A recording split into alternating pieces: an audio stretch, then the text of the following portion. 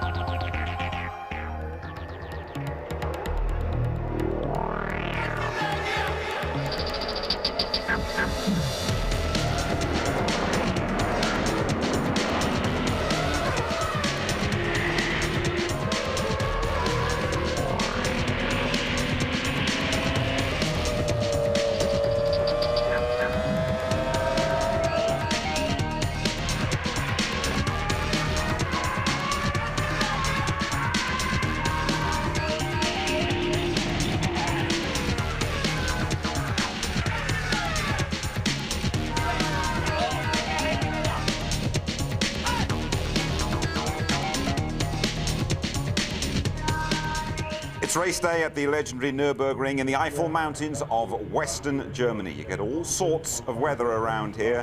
It's a cool 10 degrees. It is threatening to rain for the European Grand Prix. Hello there, welcome to the ITV Trackside Studio. A brilliant vista we have here at the Nürburgring as well. David Coulthard still herding after that plane crash, but he stuck his McLaren on pole for the first time in 2 years. And how appropriate that alongside Tony Jardine in the studio, we're joined by Norbert Hauer, Mercedes Motorsport Director. Norbert, welcome. High hopes for David this afternoon? Yes, for sure. I mean, he did a fantastic job. He did not only do a good race in Barcelona, he really handled it very well today and yesterday's practice. And I think even if the circumstances would have been right, let's say that the whole hour could be used for the qualifying, I think he would have had a very good chance to stay on pole. The 1:17.5 he did is a remarkable achievement, I have to say. Do you detect a new, a more determined David Coulthard, particularly after the plane crash? I'm not so sure. I think he was just underestimated, not by me, because I knew what the guy is capable to do, and he is a great race driver. He learned a lot, and we're working together in the 5th year right now. And he improved his performance continuously, and I think he even will be better in the future. And let's say he's going to have a couple of race wins, then that would be the major breakthrough, and I think he can do it. Okay, Tony, let's have a check back at that qualifying hour, almost a half hour really, where it all happened before the rain came here yesterday. And I mean, Michael Schumacher and Coulthard, there was a real battle going on. Hakkinen was involved as well, but it was all a question of finding that sweet spot in the hour, wasn't it? There was a sense of urgency to it, and none more than David Coulthard, as we're watching here, and his timing was impeccable. But I just think that because he'd had the accident in the morning, he'd run off on the track there, done some damage, that made him not make any changes to the car. He was quite happy with the car. For once, he left it, and off he went. And then out went Schumacher as well, who went about half a second quicker at the time. Well, we thought already there's a ding-dong battle going on. Schumacher wanting to perform at home, of course, he hadn't done that last year. Mika Häkkinen's not been that happy with his car all weekend. He's never actually been on pole at the European Grand Prix, but we thought he'd done it first inside 1:18, wasn't he? Yeah, I mean, the reliability factor, as he says, and Norbert knows, has been working very, very hard on things. A great qualifying driver anyway, a brilliant driver in Häkkinen. But here he had some problems with the brakes in the morning. He did say afterwards, my car is not the same as David's. I'm not 100% happy. He's not normally like that. I'm down in 3rd place on the grid. Nonetheless, I expect to see fireworks from him in the race. And then, almost within seconds of each other in that session, David Coulthard got his pole position and Michael Schumacher was just fractionally behind him. Yeah, and I think, well, David Coulthard, of course, when he was saying here, he actually purposely kept off the curbs. He said, perhaps I lost a few tenths of a second here. He went round, and this is great because I unlike Norbert, I think he has. I think he is a bit stronger. I think he is a bit ruder. He is ignoring a lot of the interviews. He is more determined than ever. Right after this, Michael Schumacher went out, and he couldn't better the lap. And again, this thing that we see every now and again, despite Schumacher's brilliance, he makes the odd mistake. He made 2 mistakes down at the Dunlop curve twice, where he outbraked himself. And he's using this development engine, which they're now going to use in the race, which Jean Todt said originally they weren't going to use. So we'll see what happens with that engine. OK, Michael Schumacher, though, quickest in warm-up this morning. Right, let's hear from some of the drivers, shall we? Starting with a rather downbeat world champion. My car just wasn't right. It just was not performing as it should have performed. And I was not able to maximize how to get the best lap time. Well, feeling comfortable. Second position is a very good start base for the race, and we have to get right the start, the strategy for the race, and the rest will happen. I feel good. No one's won from pole this year, but I hope I can be the first. So the grid, Tony.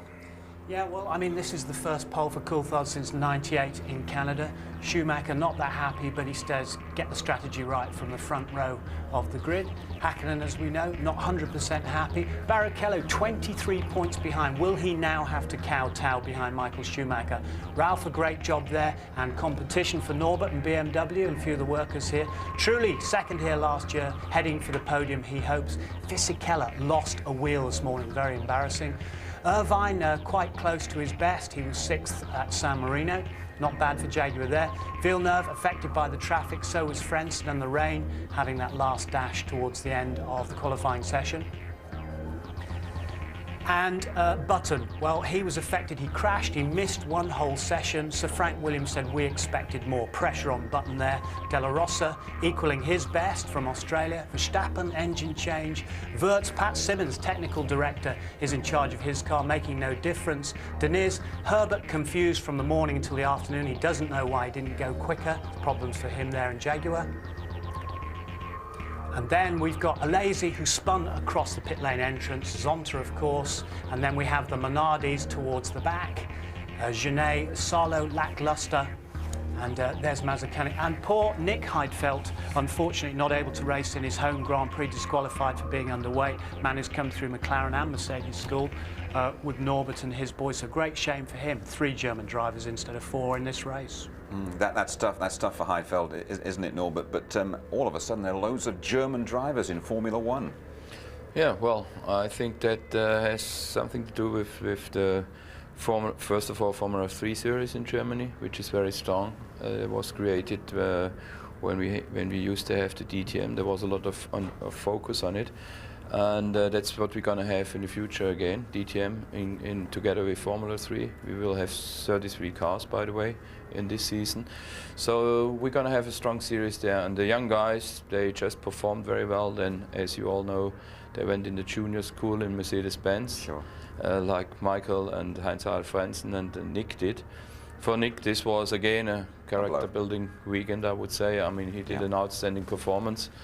It was very long time, 6th, 7th, and then at the end I think he was 11th or 12th, that's right, or whatever. something like that, when he's... And then, well, got disqualified because of underweight, and I think it was just a kilo or so. Yeah. And this is really tough. But I think if you learn at the beginning of your career that things like that can happen, it makes you even stronger. And I think Nick is a guy who can cope with it. OK, Norbert, thank you very much. And Tony, we're following Barcelona here. We always go to Barcelona and fear the worst a bit, don't we? But we had all sorts of incidents, particularly this stuff in the pits. It was a tremendous race. Michael Schumacher leading at this point, coming into the first pit stop. Now, Nigel Stepney there, the refueler and chief mechanic, he took over that job in '95 after a big pit stop went wrong for Berger. This went wrong. The lollipop man came up too quickly. 2 levers. The second man, Andrea Vicari, went in behind to pull the second lever.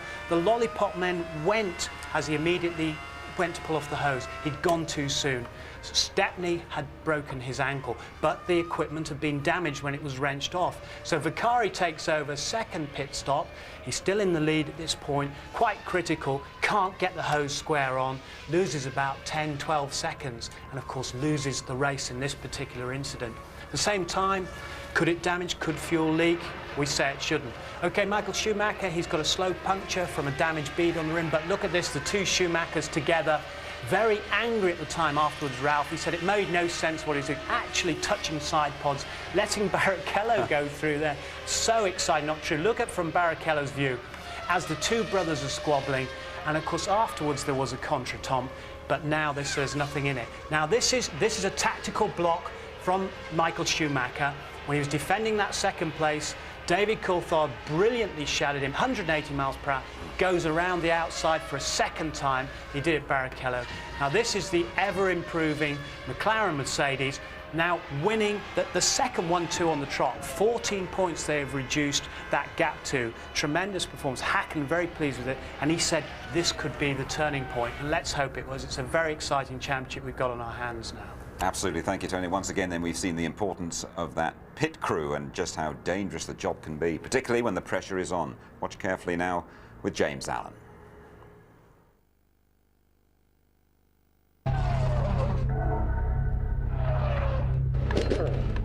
Formula One drivers are used to pressure, but more and more the pit crews are finding that they decide the result of a race. For the mechanics, a pit stop is exciting, difficult, and very, very risky. It takes just 3 or 4 seconds to change the wheels. The really time-consuming bit is putting the fuel in, whether it be a 6-second splash and dash or 11 seconds width, which is enough for half the race. Now, the man who controls the pit stop is the lollipop man. He has to look out, make sure all the wheels are back on the car, and most importantly, the refueler is off before he's happy to let the car go. Sometimes it all goes horribly wrong, as in Spain 2 weeks ago. Schumacher in, leading the race. This pit stop is going to be absolutely crucial. In goes the hose, down goes the lollipop. New wheels and tyres on. Lollipop off, and oh, the hose was still in. The lollipop man thinks he sees the refueler pull off. He releases Schumacher. Too late, he realises his mistake, and the refueler breaks his ankle. So let's take you down to the pit lane and show you why it's such a risky business. As you can see, there are 2 of us doing this because it's so heavy, about 30 or 40 kilos when there's fuel in it. You put it on, I've not even got it lined up when it's stationary. Push down the black handle, there's a flow meter here, number of seconds going in of fuel. When you're happy, enough fuel in, you pull this handle back, get hold of this one and pull it away. Easy enough when it's stationary, but much more difficult when it's moving. And more difficult still when you're wearing cumbersome fireproof gear, helmets and breathing apparatus.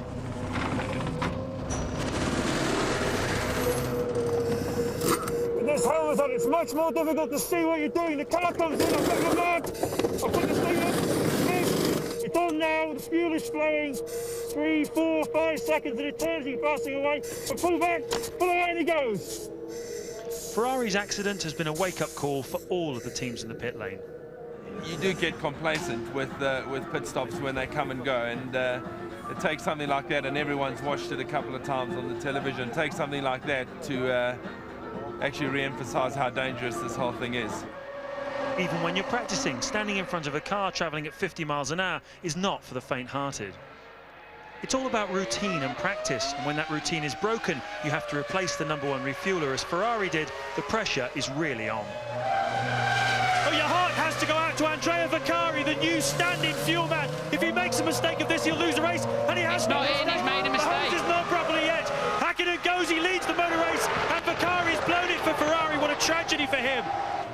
Vaccari has gone back to his old job, and Pietro Timpini will do the refueling. He's been practicing all week, but how will he do this afternoon when the pressure is really on?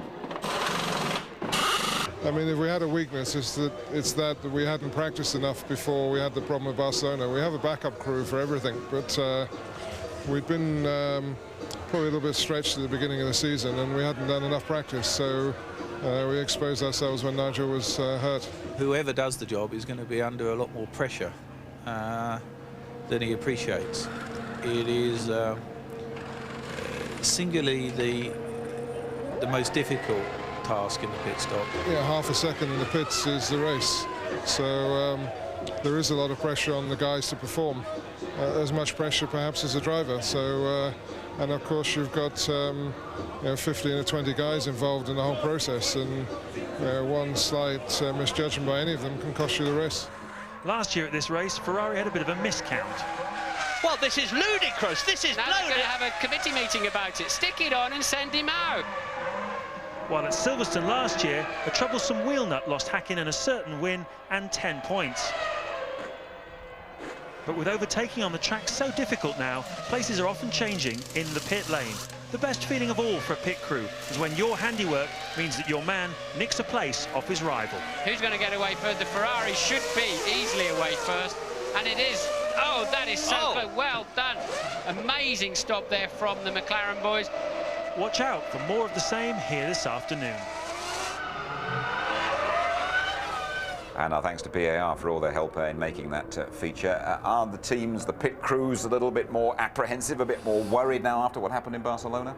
Well, you certainly have to know that it is dangerous, and you know this is everything has to work together in the right, precise moment. Otherwise, it's dangerous.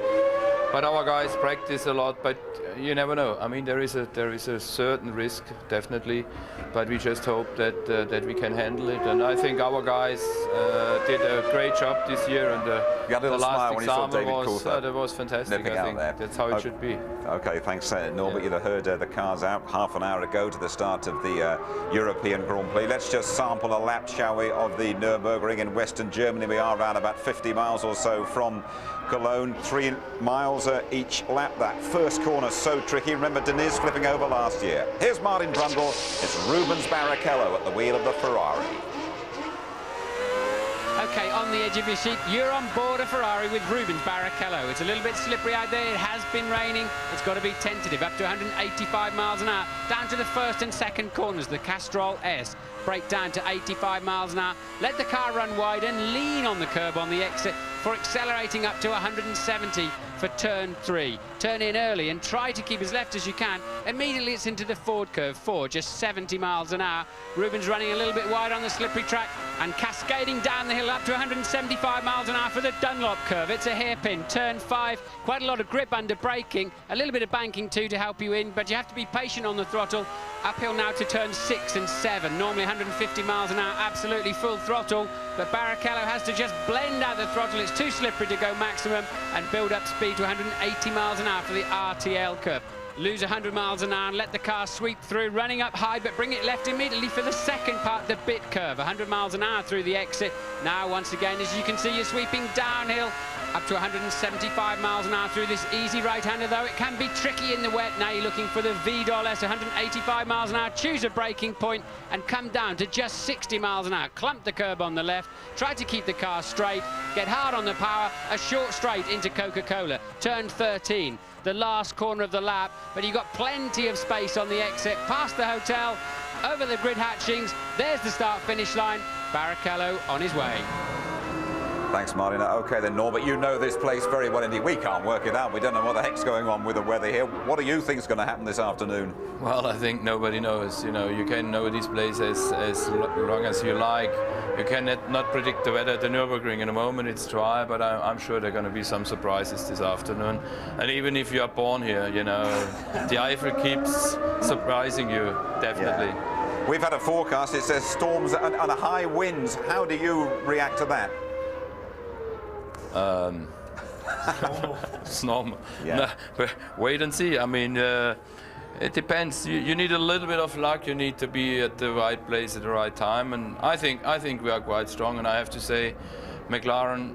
You're on a roll at the moment, aren't you? Yeah, they are, absolutely. And they're doing a great job. You know, everybody thought we are under pressure, but this is a great team. And no matter what happens today, we're going to be strong during the course of the season. I do not know whether we can be world champion again, but we certainly are going for it, and, well, we are quite relaxed on it. Thanks very much indeed for joining us today, Norbert. Okay. We appreciate it. Thanks. Thank you. OK, then, well, there it is. Bit of rain for you, Norbert, before you go away. You can see it is all around here at the Nürburgring, and it rained about 3/4 of an hour ago pretty hard, and it looks as though we are into more of the same.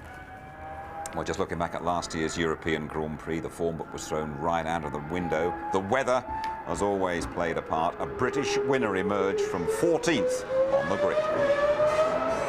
Yes, nice one, Frenson.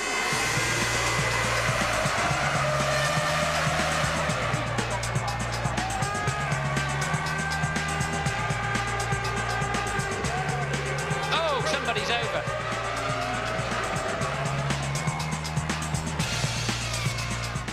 He's a lucky bunny. Umbrellas up. Here comes the rain.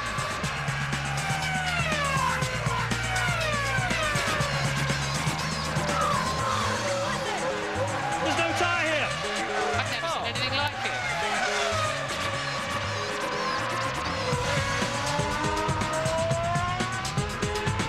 Frenson stops on turn 3 and Eddie Jordan is gutted. Oh no, Coulthard off the road. David Coulthard has gone off. Wow, my God, this is unbelievable.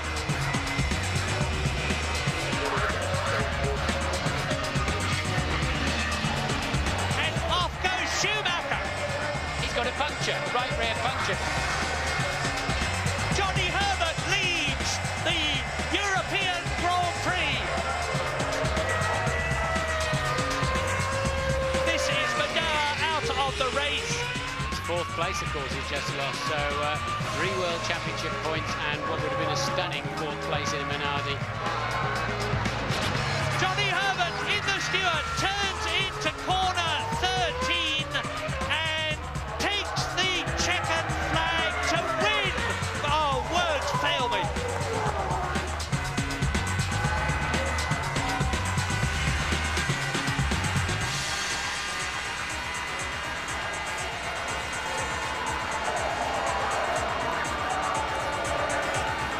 Well, for Stewart, Reed Jaguar, and the big cat has whimpered so far in Formula One. We'll be asking why. There's a revealing interview as well with the 97 world champion, Jacques Villeneuve.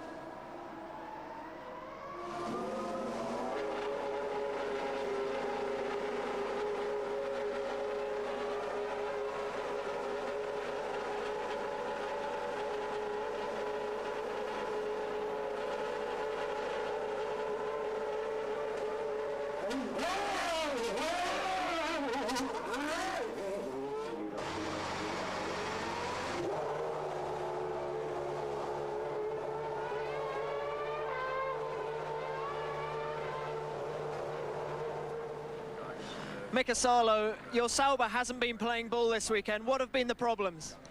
To be honest, I have no idea. We've been a bit off the pace all weekend, and now we had a good chance in the qualifying. I think the car was better in the qualifying than this, but we screwed up our timing quite badly. So I was out when it was raining, and then I missed the last run. We went out too late, and I got the checkered flag. So it's not really telling all the truth of the speed where we are at the moment. So. And what are the plans for the race when the weather's so changeable? What setup are you going to put on the car?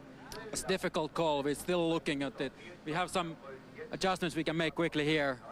And we have quite an accurate weather forecast, so we know quite... Are you expecting rain? Yeah, it will rain. Definitely.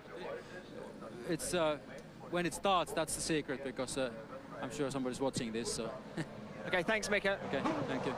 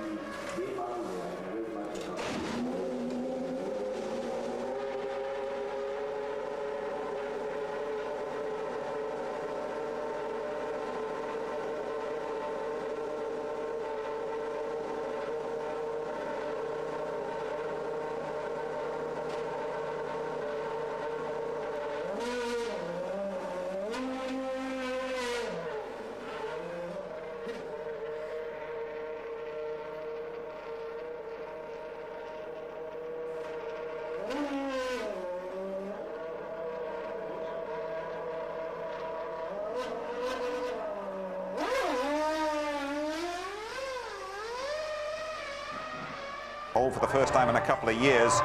Nick Heidfeld, the young German, should have started his home Grand Prix in 13th place. His Prost, though, has been excluded for running underweight. In the 5th, the Martin Brundle's Inside Track Series, Martin has weighty matters on his mind.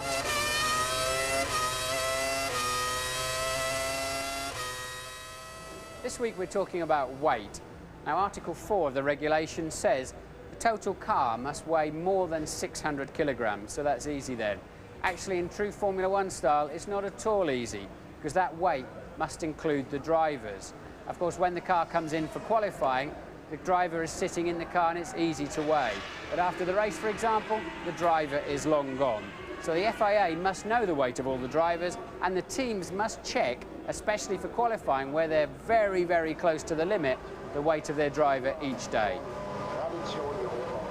The minimum weight limit was originally to make sure the cars were sturdy enough, but that's now been superseded by crash tests to make sure that the driver is safe. So now it's an equalisation process. The lighter drivers are 60 kilos, the heaviest are 85, and those heavier drivers would be penalised by up to a second per lap. But the teams are smart. They now build the cars up to 80 kilos underweight and then use ballast, moving it around the car, lowering the centre of gravity and tuning it. You'd be amazed what a difference just 5 kilos moved from the front to the rear makes to the handling.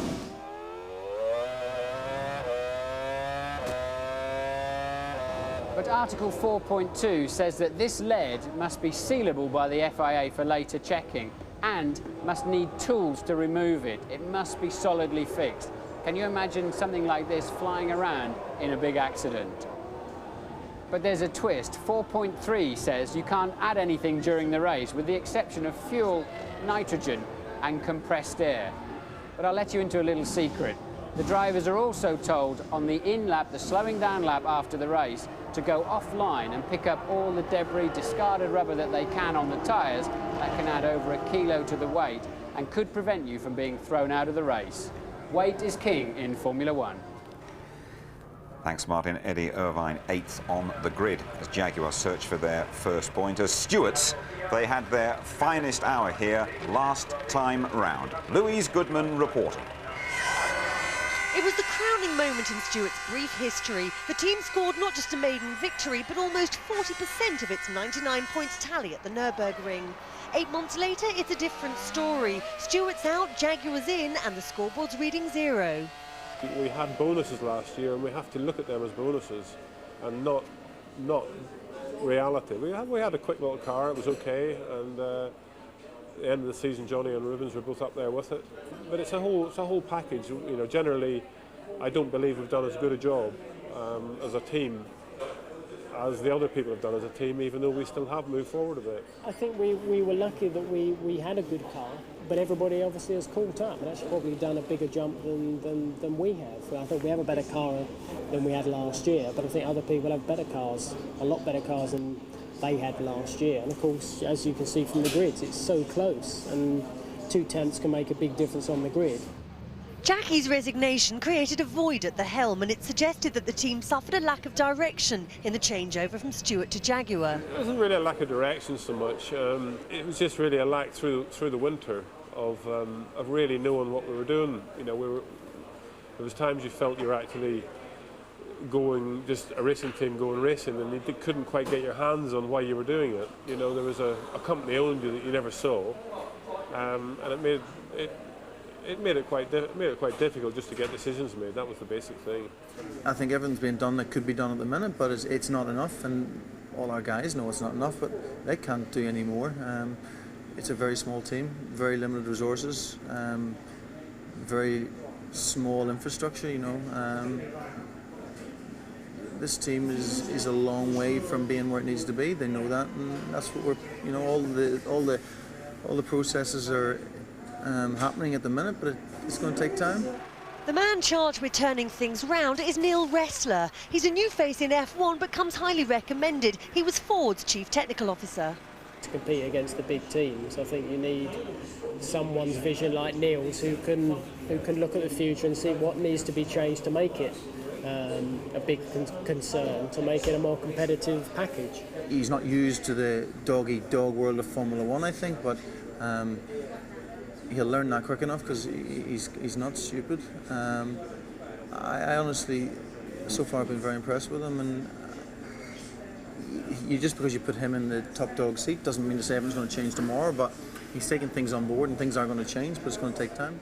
I would say, in 6 years, 7 years' time, there's going to be no team better than this team.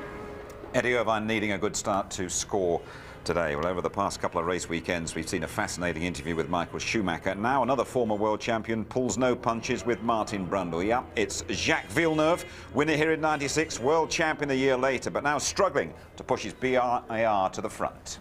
Jacques, thanks for talking to us. It's a pleasure. So let's cut straight to the chase. Hindsight is a wonderful thing, but are you a teeny weeny bit disappointed in your move to BAR? I'm disappointed with the results. I have no regrets. I've learned a lot. It's been a great experience. It's been a hard experience, but I think I've improved as a driver, so it's going to be useful in the future. So no, I've no bad feelings. Of course, there were some promises that were made before I joined the team that weren't kept because, well, results or the car was supposed to be a lot more performant than it was last year, but the starting point was a lot lower than it was supposed to be. So that's the annoying bit. But at least it's been improving. People have been working hard, and it's started to pay off. I know what it's like as a driver. You need a crystal ball. You're looking at a team. You're trying to work out how competitive it will be in months' time, or even a few years' time. What criteria do you look for? You want to believe that you can win. You want to believe that, first of all, that the team is behind you, and that your life within the team will be easy. That's very important. Then, of course, there's all the media aspect, how much work you'll have to do for the team outside of the car, and how much you'll get paid, I guess. That's all part of everything you look at. It's fine. You have to decide you want to be driving and winning every race and drive for free, or do something in between, or the best thing is to be in the best team and be paid the most. But I guess Michael got that when he went to Ferrari, but it took them a long time to get there. And now they have a winning car, so it's the same thing we want to do here, you know, take time to build it. But rumour has it you are a fundamental part of this team. You have a different relationship with this team than a driver normally has. Well, I'm very close to Craig, of course. So that has an effect. And the other thing is the team was started from scratch on a blank sheet of paper. So in a way built around me. So that's got some kind of big involvement, and that was also very important to my decision in coming here. What about the future? How and when will you decide? And can you really walk away from a Works Honda deal? The Honda element in the team is very important, and that would make it more difficult to leave the team, definitely, to have worked with them only for 1 year without having seen yet all the good things they can do. So it would be very, very, very difficult, but at the same time you have to look at what's best for you. And if it doesn't look like the team is going to produce soon, then it would be important to look elsewhere. Then it also depends, maybe the team doesn't want to keep me that much either, who knows, maybe they don't want to keep me enough. Do you think you'll be wearing this team gear next year? No idea. I don't know if I'm going to be here, and I don't know if they're going to keep the same colors. Nice one. Tough to get the truth behind that beard, isn't it, Tony? Where do you think he'll be driving next year? Well, if I had to put my money on it now, I'd say he wouldn't be there, because after 2 years of mixed results, poor results, he says that's unacceptable. He's dying to get back. He wants to win the World Championship again. He's been talking about beating Michael Schumacher. There's lots of hope at BAR with Honda and the chassis, but can he wait that long? I'm not sure. Renault's on the horizon, and I think the McLaren door is closing, so who knows? Well, always expect the unexpected at this place. Can David Coulthard become the first pole sitter to win for 10 races? How about Michael Schumacher? Is he going to deliver for his massive Schumi army? Don't discount brother Ralph, he's due a win. Can Hakkinen continue that McLaren surge? Will there be another ring upset with last year's winner Herbert, or even Jenson Button? All will be revealed.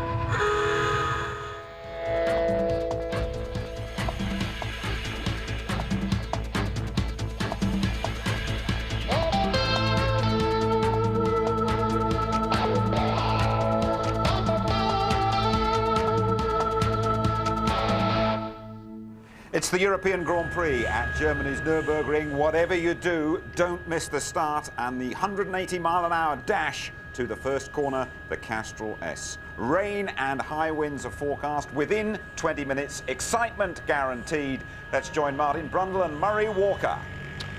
Thank you, Jim. Well, you can see this wonderful Eiffel Mountains countryside spread out there. We're within sight of the fabulous old Nordschleife, the original Nürburgring, which was so revered by drivers like the great Juan Manuel Fangio, Tazio Nuvolari, Rudolf Caracciola, Achille Varzi, and many, many others. And now there's one of their German successors, Michael Schumacher's brother, Ralf. There's Michael himself.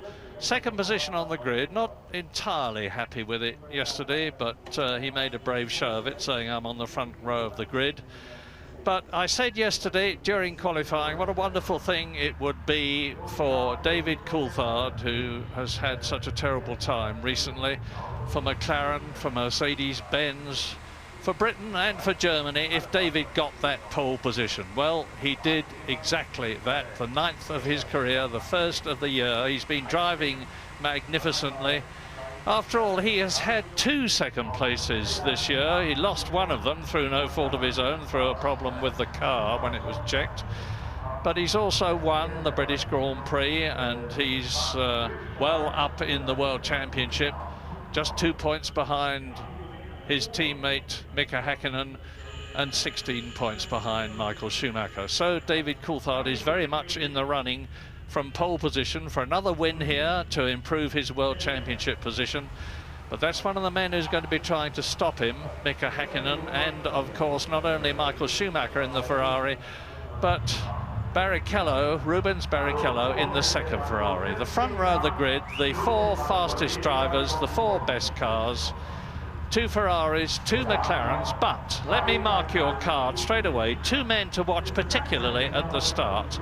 Ralf Schumacher, who is in 5th position on the grid in the Williams BMW, behind Mika Häkkinen, and Jacques Villeneuve in the BAR. You've just been hearing from Martin and from Villeneuve himself. They're both demon starters. We've seen a lot of that this year, and we could be seeing it again here. I think tactics are everything this afternoon, Murray. I think that we could well see 2 Ferraris that are going to be very active in the early part of this race. I think there could be completely different strategies between McLaren and Ferrari and how they're going to run this, how they're going to try and anticipate the weather. So we could see quite a strange first few laps, I think, as they shape up. Coulthard's fine, bit of adrenaline running through those cracked ribs, he'll be all right. And Häkkinen certainly seemed on a mission in this morning's warm-up. I don't think Michael Schumacher really was that disappointed with second on the grid. He's on the harder tyre, suits his driving style, suits the balance he wanted in the car, and we know them to be about 2 to 3 tenths slower on one flying lap than the softer tyre. So I think he felt that front row of the grid was probably just fine. So Michael is right. They've been changing the wings, the downforce settings down on the grid. They're relying a lot this afternoon on their weather forecasters, and I think they've taken positions that could be quite significantly different as to how they want to run this race. I agree with that entirely, because only 4 drivers are on the harder compound Bridgestone tyre. They've got a super soft tyre here for the first time this year, and the soft tyre, which is actually the harder one here today, is being used by both the Ferrari drivers, Barrichello and Michael Schumacher, by Jacques Villeneuve and by Jos Verstappen. And I certainly know in the case of the Ferraris, and as Martin has said, it's because they just get a better balance on the car. They tend to go off after about 10 laps, so Michael Schumacher will be looking to get ahead as soon as this race begins. But in order to do that, he's got to pass David Coulthard. Yes, Michael Schumacher there, look, with a virtually brand new set of tyres. We saw, as you were talking there, they ran it. Is that Coulthard's front left? Yeah, it looks like it's ready to be thrown away before he even starts the race. Now, that's because of the groove tyres. Some of the teams are finding that the further they run, the better the tyres, particularly as the track must surely be a little bit damp. One problem Coulthard's got, I was just looking at it, is just in front of him, Michael Schumacher is charging away there, but David Coulthard has got 2 black patches. You saw them briefly that have been painted out. It's quite a shiny paint on top of it, and I think it's a little bit unfair for those on the front of the grid. Actually, they've got to go over that whilst they're still trying to control the wheel spin. But nonetheless, at least he's on the grippy side of the track. His teammate behind him. I saw the pair of them having a good chat, although they both got their helmets on at the time, before they finally jumped in their cars.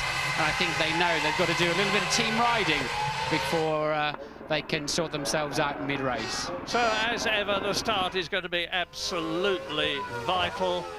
It's comparatively smooth, this track, not as much tyre wear as there is at a lot of them. I'm expecting most of them to make just 1 stop. Some of them may be making 2, and that is the slowest corner on the course that we're looking down on now, the Dunlop curve. But it bears repeating again that the weather, you can see that heavy rain cloud above you on the left, or we're moving away from it now. But there are clouds all the time over the Nürburgring. It's just like the Spa circuit in Belgium. Weather is totally unpredictable. It can be dry, bright, blue skies 1 minute and heavy cloud and pouring rain the next. And that's what we expect this afternoon, with an 80% certainty of rain. It's one thing the drivers have got to remember, and it's always difficult to come into the pits, especially if you're at the sharp end of a race. And it takes about half a minute, really, to come in, get new tyres and go. But if you're, say, taking 3 laps on the wrong tyres, it's very easy to lose more than 30 seconds or even fall off the road in a silly accident into the gravel trap. So you really have to have the strength of mind to say, right, I'm going to go in. I know I should be on different tyres. Even if I'm going to use them for 5 or 7 laps, it's better to use them than lose that extra time. But the other situation is, when you're doing, I don't know, trolling along at 150 miles an hour, the little sprinkling of rain that's out there at the moment, we feel, walking around, is streaming off of your visor, and it's very difficult to judge just how much rain is coming down until there's standing water. So, out of the Vidal chicane, out of turn 13, the last on the circuit, which, by the way, is a 2.8-mile lap. David Coulthard in pole position for the first time this year, for the 9th time in his career. There's his chief rival, Michael Schumacher. Behind David Coulthard, there is Mika Häkkinen. Behind Mika Häkkinen, the man I told you to watch. Look on the right, the 3rd car back, Ralf Schumacher. Watch the lights then. When the 5th, when they're all on, they'll go out, there'll be a pause, and the race will be go! Good one by David Coulthard and Mika Häkkinen. Streaks between the 2 of them. Is that what they were talking about? Is that what they were talking about? And Rubens Barrichello challenging. So Michael Schumacher in 2nd position between the 2 McLarens, and then Barrichello off goes one of the Jordans, and somebody is trailing along at the back. It is Marc Genet in the Minardi, who's had a very late start. But unlike last year when Pedro Diniz went off, and that is Trulli, Jarno Trulli, who was starting about in 8th position, and it looks as though he's out of the race already. So it's McLaren Ferrari, and then behind you can see them as we ride with Heinz Harald Frentzen now, and they're climbing up out of the Dunlop curve, up towards the left and right at turns 8 and 9, up to the big curve, the sweeping right-hander, that is turn 10, and now then the Vidal chicane. So they're pretty well spread out. as they come towards us now with Mika Häkkinen leading Schumacher, with David Coulthard down from first on the grid to third in the race. Rubens Barrichello started fourth. He is still in fourth position, but in fifth position it is Jacques Villeneuve. Remember what I told you? He has already gained 4 places, a magnificent start. Yes, great start from Villeneuve. The car that rocketed away was Mika Häkkinen. I was watching them, they're right outside our window for the start, and Coulthard got away well. Michael Schumacher not so well, but then Coulthard lost a bit of ground on the upshift to second. Häkkinen just catapulted through. I'm sure we'll see a replay at some time from the German producer here, but I really would like to see that again. But I'm absolutely sure now that the first 4 cars on the track have got completely different fuel loads. Yeah, and this morning Mika Häkkinen was 9/1000ths of a second slower than Michael Schumacher's Ferrari. That's how closely matched these cars are. Now we are on lap 2 out of 67 laps is this race, and Jean Alesi is in 14th position, the man we're riding with, chasing Jenson Button in the Williams as Villeneuve goes through. Behind Villeneuve is Ralf Schumacher, who has been passed by the Canadian. Fisichella is in 7th place. Eddie Irvine is in 8th position in the Jaguar. So this start, and Michael Schumacher is now really challenging Mika Häkkinen. Yes, Michael Schumacher designed that corner when they changed this circuit. He loves that kind. We've seen him win races by overtaking into that Vidal chicane. It just suits his attacking driving style completely. So Michael will be shaping up there whenever he gets half a chance to have a look down the inside of Häkkinen. And he's the fastest man on the track, 1 minute 22.6. Michael Schumacher has just gone round in 1.4 seconds than the fastest lap last year, which was done by Mika Häkkinen.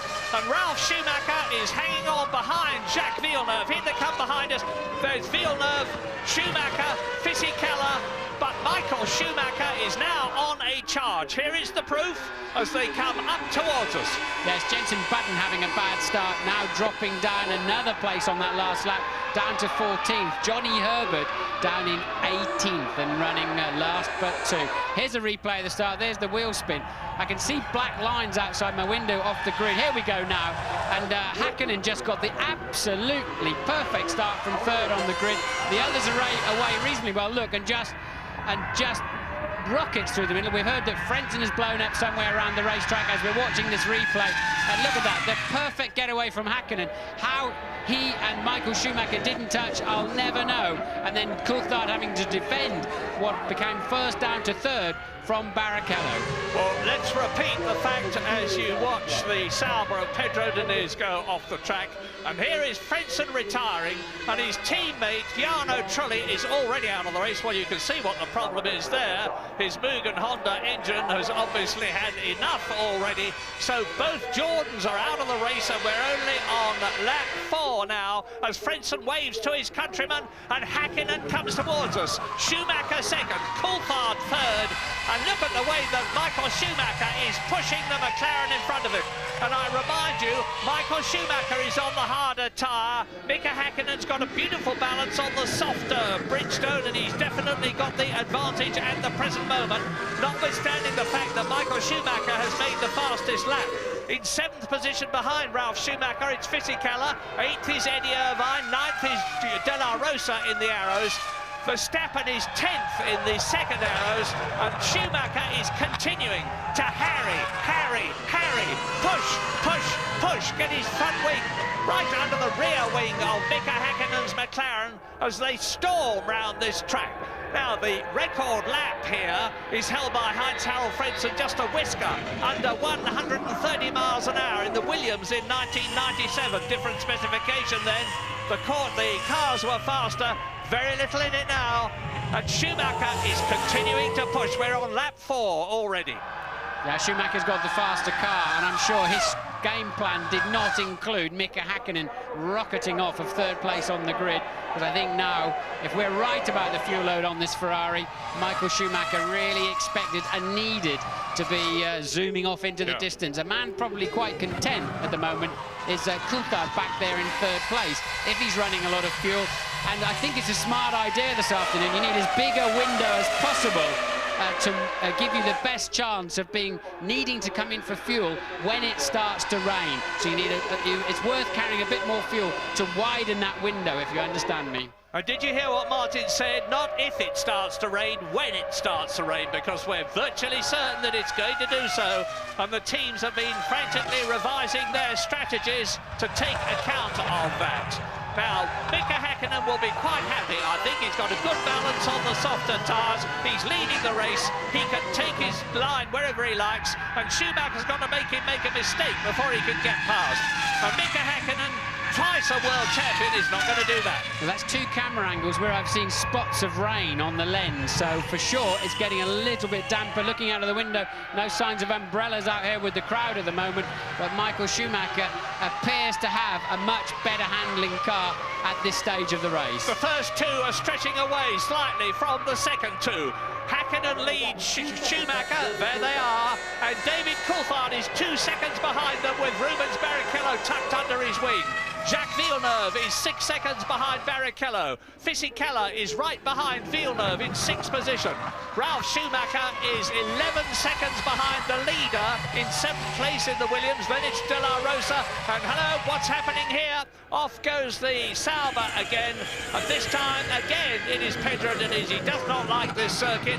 It treated him very badly at the start last year. He's been off twice already, but after last year, he's a very lucky man to be alive. And we've got news from Louise Goodman. Yeah, I'm standing here with Jarno Trulli. Jarno, we saw your teammate go out with an engine failure. What happened to you? I'm really disappointed because I had a very good start. I was trying to overtake Ralph on the straight, and suddenly I had a hit from the back, and probably physically I lost the control of this car and just didn't lift off, and it just hit me on the back, so the car was damaged and I had to retire. It's a shame because I had a good start, and I can't believe that we did that. Difficult day for the team. Bad luck, Jarno. Well, Jarno Trulli was 6th on the grid. Fisichella was 7th on the grid. There have been quite a lot of complaints yesterday in practicing about people holding other people up. But very, very bad luck for Jarno Trulli as the leaders come through and go into their 7th lap. And now Michael Schumacher is pushing again. He's just had the fastest first sector of all this afternoon. This circuit, like all of them, is split up into 3 sectors. But David Coulthard is now, as Fisichella attacks, Fisichella in the blue Benetton is attacking Jacques Villeneuve. That's what you're looking at now, fighting for 5th position. And behind them, look at the orange arrows of Pedro de la Rosa. He's in 7th position ahead of Ralf Schumacher. The arrows are going magnificently here. They were the fastest cars of all in a straight line in Spain, Jos Verstappen and Pedro de la Rosa. They've been going extremely well here. It's a very, very tidy motor car. It's powered by the Supertech engine. Pedro de la Rosa is now showing, after a full season of Grand Prix racing in his first year last year, that he is a very good driver. He's got a very good car. To prove it, he is in 7th position. Yes, I don't know what happened to Ralf Schumacher. I think off-screen he's had some kind of drama. He's back down in 8th position. So now, as you rightly point out, Murray, it's Fisichella, look, giving Villeneuve a very, very hard time with the 2 arrows, or certainly one of them still there. De La Rosa in 7th, and that car's been going well all through the practices. It looks as though Mika Häkkinen is going to be able to stave off Michael Schumacher. When are we going to be getting pit stops? Well, if I'm right and they're one stopping, most of them, it'll be round about lap 33, but could be a lot later, depending on fuel load. Yes, a new fastest lap of the race from Coulthard in 3rd place, so he's clearly finding, as his fuel load goes down, his balance is coming back to where he needs it. Häkkinen and Schumacher level pegged at the front on a 122.3. Now, I have to say, Martin, I'm a bit disappointed this year in comparison with expectations with Rubens Barrichello. Yes, he was 2nd in Australia, but and he was 3rd in Spain, but he just doesn't seem to have been on it the way that Michael Schumacher has been. We're riding with Barrichello now. He's in 4th position in the Ferrari, and he's 1.5 seconds behind David Coulthard's McLaren, which is the car that you can see ahead of us. And Rubens just does not seem to have been able to get the balance right on the Ferrari. I've got absolutely no doubt that the cars have got equal specification. And there you see Schumacher's Ferrari. You can see that he's still right up with Mika Häkkinen. They're coming through to complete the 8th lap now. in this 67-lap race. Hakkinen leads Schumacher. They are 2.2 seconds ahead of David Coulthard, just going over the grid now. Barrichello in the background is fourth. The next man through is Jacques Villeneuve. Sixth position is Fisichella. They are still virtually tied together. Yes, another new fastest lap now, this time Michael Schumacher, but it's very, very close, still a 22.2. So Schumacher edging ever closer to Hakkinen, and really there's not much though. The first four, 22.2, 22.2, 22.4, 22.3, and then they're well over a second a lap quicker than the rest of the field. Now, it's my belief, as I said earlier on, that these harder tyres start marginally to deteriorate in terms of performance, not in terms of construction, after about 10 laps. Well, Schumacher is still in that second place. We're on lap 9 now, and those softer tyres of Mika Hakkinen are going to start coming in as Schumacher has a look nearly to confound me, but Mika Hakkinen knows he's there. He can see that scarlet blob in his right and left mirrors as the McLaren twists and turns around this Nürburgring. Well, we've seen Michael Schumacher hounding Hakkinen before, and he has not been able to force him into a mistake. Maybe the Hakkinen of the old days would have, but this Mika Hakkinen, I have to say, is very, very rare. You see him making unforced errors. So Michael is darting around the track, just trying to distract him at any possible opportunity. 133 Grand Prix behind Mika Hakkinen. He's got a lot of experience with Lotus originally. Here is Coulthard third, Barrichello fourth, and Sauber are readying their wheels and tyres for a stop. Now, is it going to be for Mika Salo, who is in 15th position, or Pedro Diniz, who is 19th? And look at De La Rosa in the orange arrows. De La Rosa right up behind Jacques Villeneuve. De La Rosa is 7th, Jacques Villeneuve is 6th, and Fisichella has moved up into 5th position in the Benetton. It's fast and furious behind the two batches of two which are leading this European Grand Prix. Hakkinen, Schumacher is the first batch of two. Coulthard, Barrichello is the second. And then Fisichella, Villeneuve, De La Rosa together. Yes, I saw Coulthard make a mistake in the first sector of this lap, but there's definitely more rain coming down at the moment. And Barrichello right up the gearbox. He's not in view, but Barrichello, you're watching Hakkinen and Schumacher. Just behind that is Coulthard, just ahead of the sister Ferrari of Michael Schumacher. Rain right behind him, so definitely more rain coming down. And I'm looking to see if Barrichello made any kind of move on Coulthard for third and fourth place. Now, we had a Formula 3000 race yesterday, absolute mayhem. When the rain came down, this place turned into a skating rink. The asphalt is smooth, and these tyres have got minimal grip when it gets wet, and you've got to have a feather touch on the throttle. 800 horsepower behind each of these drivers, and they're absolutely on the ragged edge of sticking on the circuit when it's dry, never mind when it's wet. And you saw confirmation of what Martin said. Barrichello is right up with Coulthard. And the Ferrari is definitely working better in these tricky conditions. Both Ferrari drivers able to put, and this is how Fisichella took Villeneuve. Villeneuve couldn't find traction out of the Vidal into the Coca-Cola, the last turn. Fisichella, neat, tidy, smooth, decisive, right up the inside. And as we know now, De La Rosa then starts applying pressure to Villeneuve. James, what can you tell us?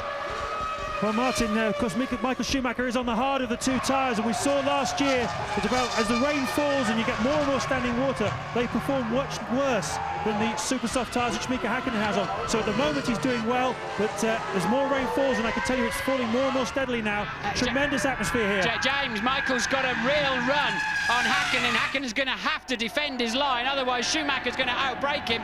Well, you made that too easy there, Mika. Yes. You had to defend that. 400-500 metres, 300-400 metres earlier. Too easy for Michael Schumacher. No good having a look now. Well spotted, Martin. Beautiful, beautiful drive by Michael Schumacher, who has to make... Hakkinen gives way. The Ferrari mechanics wave in delight. So now it is Ferrari, McLaren, McLaren, Ferrari, and that yellow and red flag is to indicate that the circuit is getting wet. They'll know that. They'll see these raindrops coming towards them and bouncing on their visors. And now, remember, Michael Michael Schumacher is the absolute rain master of Formula One. One of the greatest drives I've ever seen as we see this replay of Michael Schumacher diving up the inside of Mika Häkkinen, who has to stay out, tuck in behind the Ferrari as they come into the chicane. And that is where Michael Schumacher brilliantly passed Jean Alesi's Ferrari years ago when Schumacher was with Benetton to win the European Grand Prix, because Schumacher has won this race twice already, 94 and 95. So you'll see the red and yellow striped flags waving, normally referred to as the oil flags, but actually it's the slippery track flag. And Michael Schumacher, he may have slightly harder compound tyres on, but he is excellent in this kind of situation, second guessing how much grip there's going to be in a corner before you arrive. And now when they're passing over some sections of the track, now this is Barrichello behind Coulthard. Does he have a go up the inside into turn one? This is a replay, but I don't know the outcome. I'm assuming Coulthard on the better line into the corner. No, Barrichello's gone through. Where's Coulthard? We're not showing Barrichello in third place on the computer at the moment. He'll have to go through the next section, so maybe it's Ferrari 1 and 3, McLaren 2 and 4 now. Well, let's have a look. It is, because Barrichello has passed David Coulthard, and that is a confirmation of the fact that in these weather conditions, the Ferraris have got the better handling. Now, in recent years, there was no doubt about the fact that the McLaren had got the faster car. Ferrari have been working to improve their car. Let's have a look and see what's happening here on this replay as off spins the arrows of Jos Verstappen. Jos Verstappen, the Dutchman who was down in 14th position, and that lets Mika Salo in the Sauber through ahead of him. Look at this, Murray. Michael Schumacher nearly 3 seconds faster on the previous lap than Mika Häkkinen, so that's absolutely incredible. They've obviously put off goes the Minardi. Genet and Johnny Herbert, you'll notice, last year's winner, this year in the Jaguar, has come in for a very early stop. He's decided, I presume, to go on to rain tyres. Now we are on lap 13 out of 67. There you see Herbert exiting. It doesn't look to me as though he is on rain tyres. It's very difficult to tell when the wheels are rotating as quickly as they are. But just look at the lead already that Michael Schumacher, having passed Mika Häkkinen, has built up over the McLaren driver. And Rubens Barrichello in the second Ferrari is catching Häkkinen. He was about 5 seconds behind him. He's now 3.3 seconds. There is Häkkinen looking visibly, to me, slower than Schumacher and Barrichello as he rounds turn 13, followed by David Coulthard. Yes, now remember what I said at the beginning of the programme, that if you go 3 or 4 laps losing 10, 12 seconds a lap, then you may as well be on the other tyres. Now which they're doing, they're now 14 seconds off the dry pace that they started this race at. Maybe they should be coming in. Yes, I think they should now be in, getting some wet tyres on. But a lot of them are hanging on. Now is the moment for some wet tyres. But the problem is second-guessing the weather. Will it stop raining and dry out immediately? I think they should now be in for wets, and I'm expecting them anytime soon. As De La Rosa's 7th challenge, here is Verstappen coming in the arrows. Behind him, Mika Salo in the Sauber. And behind David Coulthard, who is in 4th place, Fisichella is on his own in the Benetton. But what a struggle behind him as off spins again the Minardi. This is a replay of Marc Genet.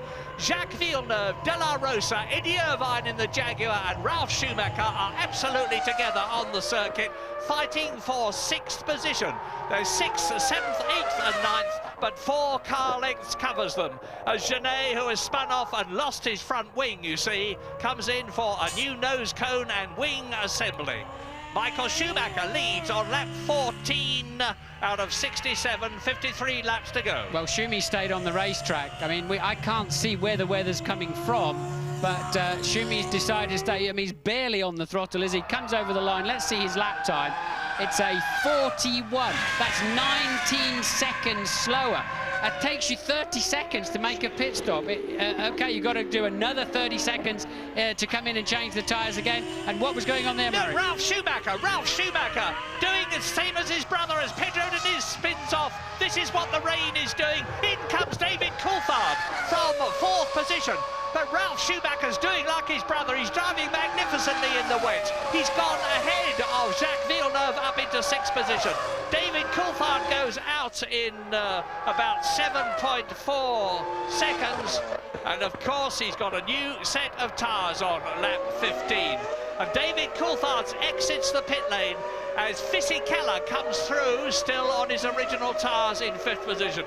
Now, this race is going to be a commentator's nightmare from now on as cars pour in, and Eddie Irvine in the Jaguar comes out behind De La Rosa still.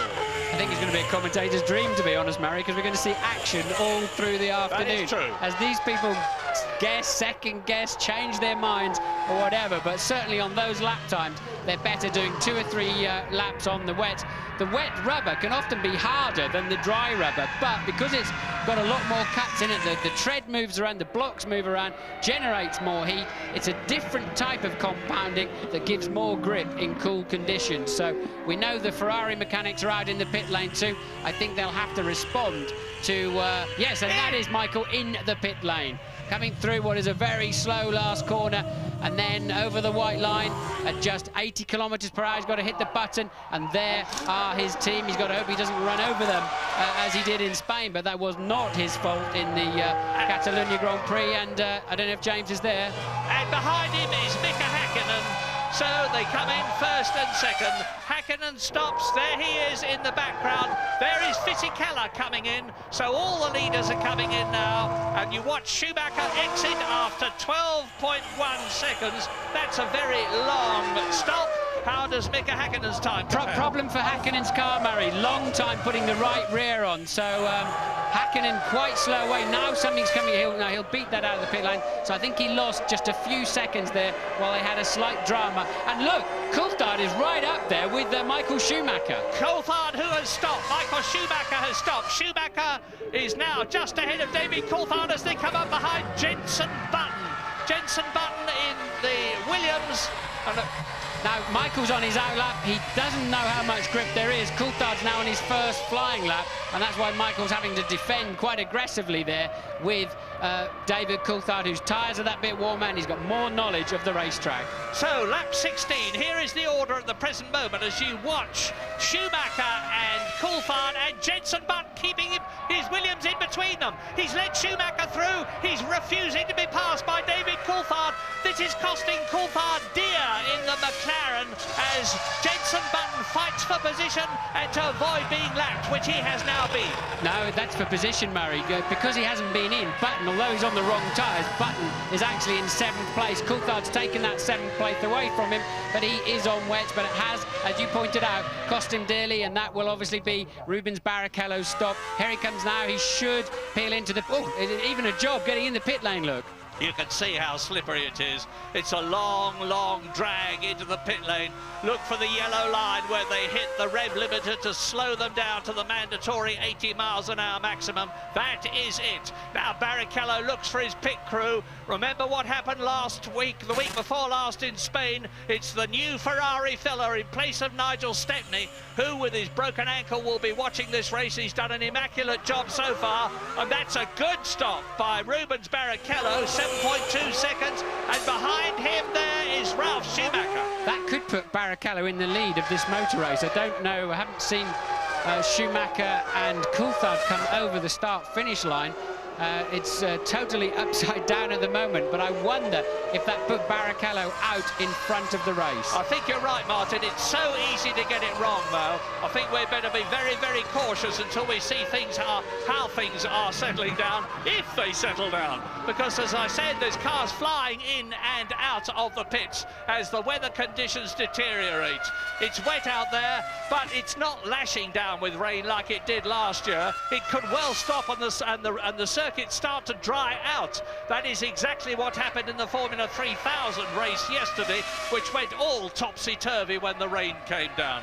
So, lap 17 out of 67, 50 to go. We've had action enough already. And look, coming towards us, previous race leader Michael Schumacher, now on a new set of Bridgestone boots. Behind him is Mika Häkkinen. They exit the chicane again as Alexander Wurz in 16th position in the Benetton goes off circuit, across the grass, over the sawtooth rumble strip, which can be very damaging indeed. Right, Barrichello must have had some kind of problem on that in-lap because he actually is some way behind. So now it is Schumacher, Coulthard, and then Häkkinen you can see in the distance, Murray. In 3rd position, so it's Ferrari, McLaren, and Pedro de la Rosa coming towards us in 4th position. Wonderful. In the points, it's a long time since they've been there. Fisichella is 5th, Button is 6th. There's a lot more to come, but we are leaving for the moment.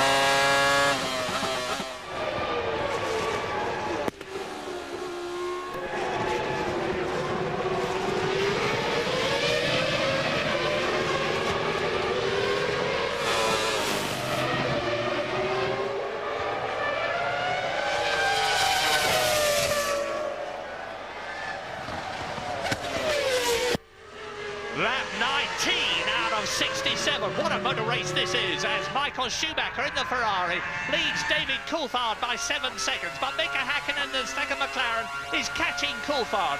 A fantastic battle for 4th place between Pedro de la Rosa in the Arrows and Fisichella in the Benetton. And Eddie Irvine is in 6th position for Jaguar. In the points for Jaguar, Jos Verstappen, Arrows, 7th, Barrichello, Ferrari down in 8th position.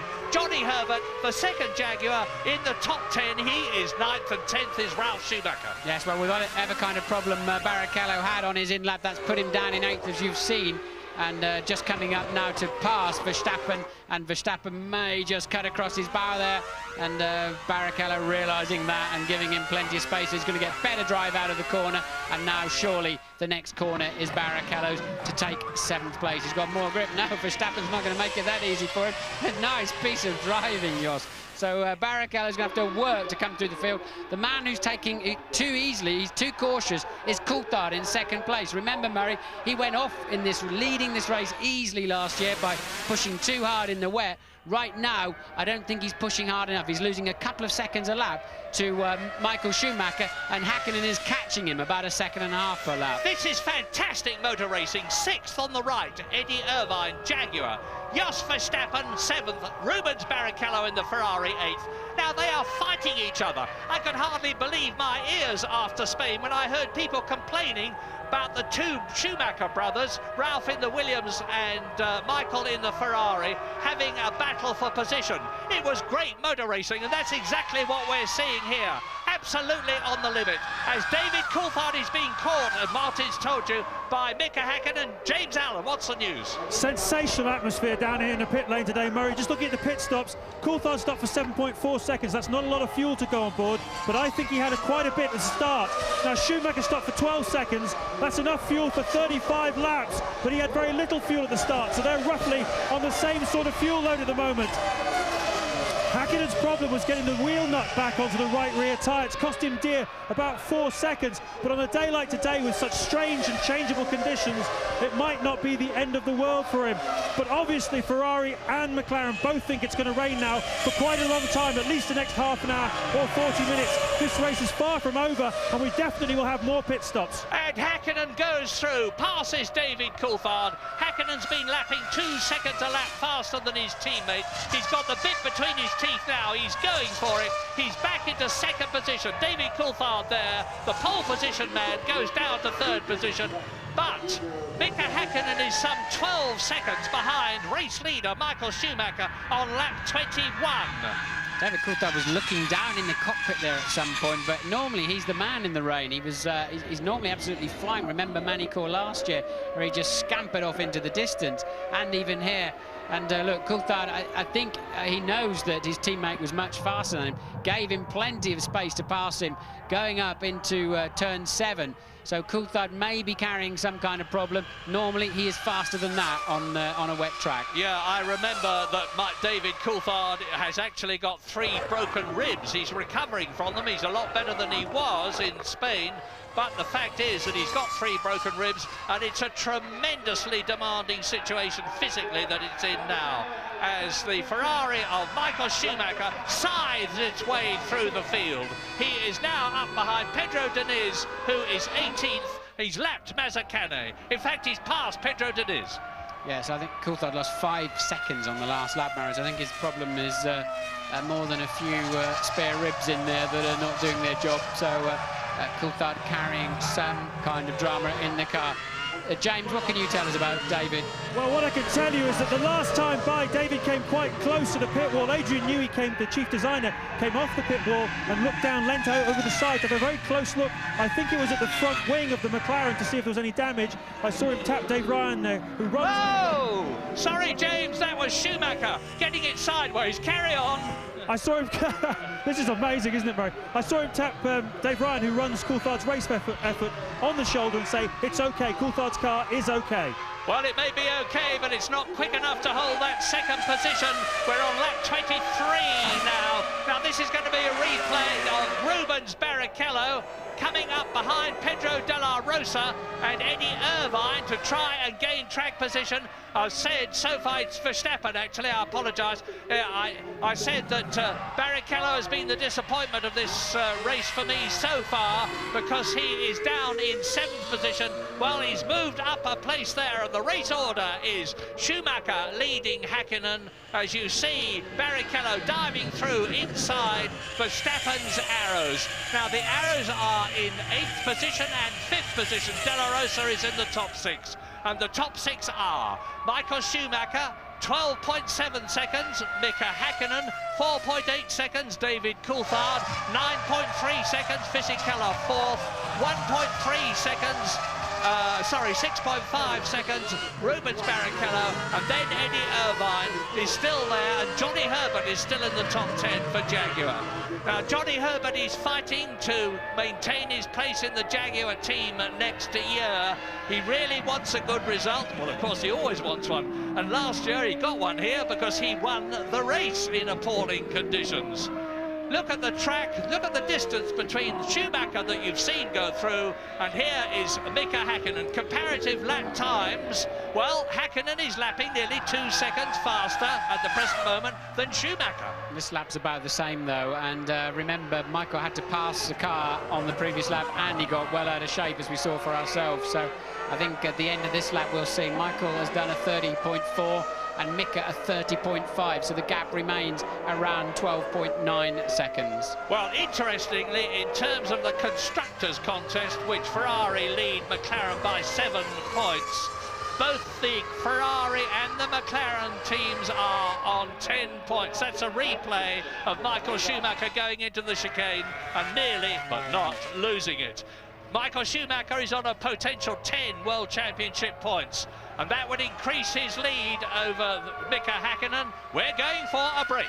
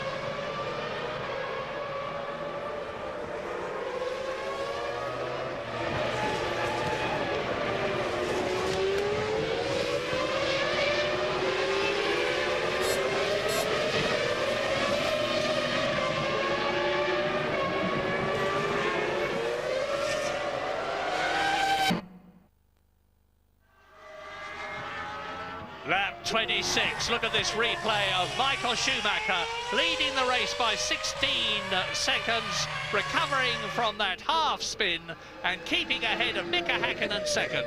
David Coulthard is now 25 seconds behind the race leader and being caught by fourth place Fisichella. Fifth is Rubens Barrichello, storming his way up from eighth in the second Ferrari. Pedro de la Rosa is sixth for Arrows in the points. Eddie Irvine is seventh for Jaguar. Jos Verstappen is eighth for Arrows, so both the Arrows are in the top eight. Johnny Herbert is now in 10th position because he's been caught and passed by Ralf Schumacher. Now Jenson Button is in 14th position. Retirements, only 2 so far, and sadly it's the 2 Jordans. Jarno Trulli went out right at the beginning, and Heinz-Harald Frentzen had a major engine blowout, and he went out very early indeed. So Michael Schumacher, the reign master of Formula One, the man who's shown us time and time again what a genius he is in the wet, like the Spanish Grand Prix at Barcelona, like the Monaco Grand Prix, is now in a secure first position and lapping faster than the man you're looking at, the twice world champion Mika Häkkinen. Yes, the McLarens are off the pace in the wet conditions, no doubt about it. The man to watch is Barrichello, who's scything his way back up the field, was 8th, is now 5th, catching Fisichella ahead of him at 1.3 seconds a lap, and the pair of them are catching David Coulthard, who is just 8 seconds behind Mika Häkkinen. So the 2 McLarens have got to find some kind of pace in these tricky conditions if they want to keep anything near to these podium positions at the end of the day. Well, I've seen much worse conditions than this in the wet, and I'm not belittling the conditions now. But we're not getting those gigantic roosters. Well, we are as I talk now, and the Ferrari goes into some pretty deep water. But it's raining steadily, it is not lashing down, and Michael Schumacher, with a clear track in front of him now, is lapping at about 1 minute 29.1, which is almost a full second faster than Mika Häkkinen. And this is where the fact that Michael Schumacher is the best of the day is very much underlined. And there is, you can see the arrows being chased very hard indeed by Ralf Schumacher's Williams. That's Verstappen in 8th position. Ralf Schumacher in 9th position. Behind them is Johnny Herbert. Ahead of them is Eddie Irvine. And we're hearing news that Schumacher may be coming in. Ralf Schumacher may be coming into the pits. This is the 28th lap. This is what I was talking about having enough fuel on board to have a decent window, because there's nothing worse than having to come in to change your tyres and then several laps later coming in again to put fuel in the car. It's a double negative, but often there's no way around it unless you run the car just ridiculously heavy at all conditions. And now with Barrichello into 5th position and on a potential 2 World Championship points, Ferrari have got potentially more points for the Constructors' Championship here in Europe than McLaren have. Barrichello is doing a superb job, and so is Verstappen, because Verstappen in the orange arrows pursued by the white Williams of Ralf Schumacher, who tries to go through on the inside and has to run wide as Verstappen retains his line. They're both closing up on Eddie Irvine and the Jaguar, who's holding that 7th position. It's quite conceivable that here, for the first time in the year 2000, well, first time ever, we're going to see a Jaguar get a Formula 1 World Championship point. Fingers crossed. The problem is for the driver in front, unless you're in a very slow corner where the spray just curiously just fades down and all of a sudden you can see what's going on around you and see something in your mirrors at any kind of speed over, let's say, 70, 80 miles an hour, you cannot see a thing behind you. So if a driver takes a stab at you unexpectedly, it's so easy for you just to drive in and take your normal line, especially in these conditions where you're really needing maximum concentration on the few meters of track ahead of you, rather than in the dry where you're looking down the road a little bit further. Well, 16 seconds is the gap now between the man you're watching, Michael Schumacher. He has already won 3 Grand Prix this year. There is Mika Häkkinen, who's won 1. Schumacher, of course, did the hat-trick, got the treble, the first 3 races in Australia, Brazil, and the San Marino Grand Prix at Imola. Then David Coulthard won at Silverstone in those appalling weather conditions for the people who were trying to get there, although the track was dry. Remember that. This is the first wet race we've had this year. And then Mika Häkkinen won in Spain. So it's 3 to Ferrari, 2 to McLaren so far. And the World Championship well and truly alive, but not this race for Mika Salo, because he is out of it from 13th position. His teammate Pedro Diniz, 17th now, has been lapped. Something yellow in the gravel trap there as well, but I don't think it's a piece of Salo. I think it must be a piece of somebody else. I think it's his nose. Oh, I was going to say it's his nose cone, but it's stayed. Oh, it's off something else. Something else early in the race, but there's no way out of there in a Formula 1 car, that's for sure. Mika Salo in a much improved Sauber this year, but their usual problem is that they start well and then start to deteriorate with a lack of development. But they've changed the management personnel and the technical personnel at Hinwil in Switzerland, and things were actually looking much better for Sauber, but not here at the moment, as David Coulthard in 3rd position is seeing, or will be seeing soon, Giancarlo Fisichella in Benetton, the man who was 2nd in Brazil, getting closer and closer to the McLaren. There's about half a second in it. That yellow car is Mazzacane, who has been lapped. And coming towards us now, there is Fisichella, and behind him Rubens Barrichello. Now Barrichello, I remind you, has come up from 8th to 7th, from 7th to 6th. From 6th to 5th, and that's where he is now, and he's having a go at Giancarlo Fisichella's Benetton to move up into 4th position and get himself another World Championship point if he can stay there. Rubens Barrichello, of course, is no slouch in the wet. Remember how well he did at Monaco as Eddie Irvine battles with Jos Verstappen's arrows, and off they go, and that's Irvine and Schumacher. Ralf Schumacher out of the race. Ralf Schumacher out of the race as he was hit. Now he's quite calmly going on, having lost the wing at the back of the Williams, He's going to go on and go back to the Williams pit, and Eddie Irvine is out of the race as a result of that coming together. Yes, they both lost the rear wing, but it's not like going in for a new front wing, 18, 19 seconds and a few bolts. The rear wing is fixed much more rigidly and in a more complicated way to the car, and effectively, and this is how it all started, look, with Verstappen defending his line, Irvine having to get out of it. They just touched, look, Irvine spinning, Ralph almost really just an innocent bystander and just clips the rear wing as he spins around, and you can see then Johnny Herbert slicing through. So Ralph there, he probably should have seen this one coming a little bit more, but Eddie getting in deep. Verstappen, we've seen that this afternoon, he just simply will not yield to anybody, and Ralph spinning off in sympathy and losing his rear wing. And that contact, as we see later on, made the rear wing of the Jaguar of Irvine also fall off. And it means that Johnny Herbert has moved up 2 places. He's only... Oh, and that is Jos Verstappen. No right front wheel. That's a big crash he's had. When we see a replay of that, I suspect it's coming down to the VDOL. That may mean a safety car. And it could be into safety car scenario here. It's going to be very tough for Michael Schumacher if that is the case, and I believe it will be, because they will have to drag that car off the circuit with one wheel missing as Verstappen runs in. It will mean that the hard-won 17-second lead that Michael Schumacher currently has over Hakkinen. Let's have a look and see what happens on the replay here as Eddie Irvine loses the rear wing-less Jaguar. No downforce, of course, so there would be no grip at the back. It just spins out and into the gravel trap. Eddie would not have known his rear wing had gone missing as he went into that corner. He'd have been more surprised than anybody when that happened. We just got no signs of any safety car, so maybe they're happy to recover that car under waved yellows.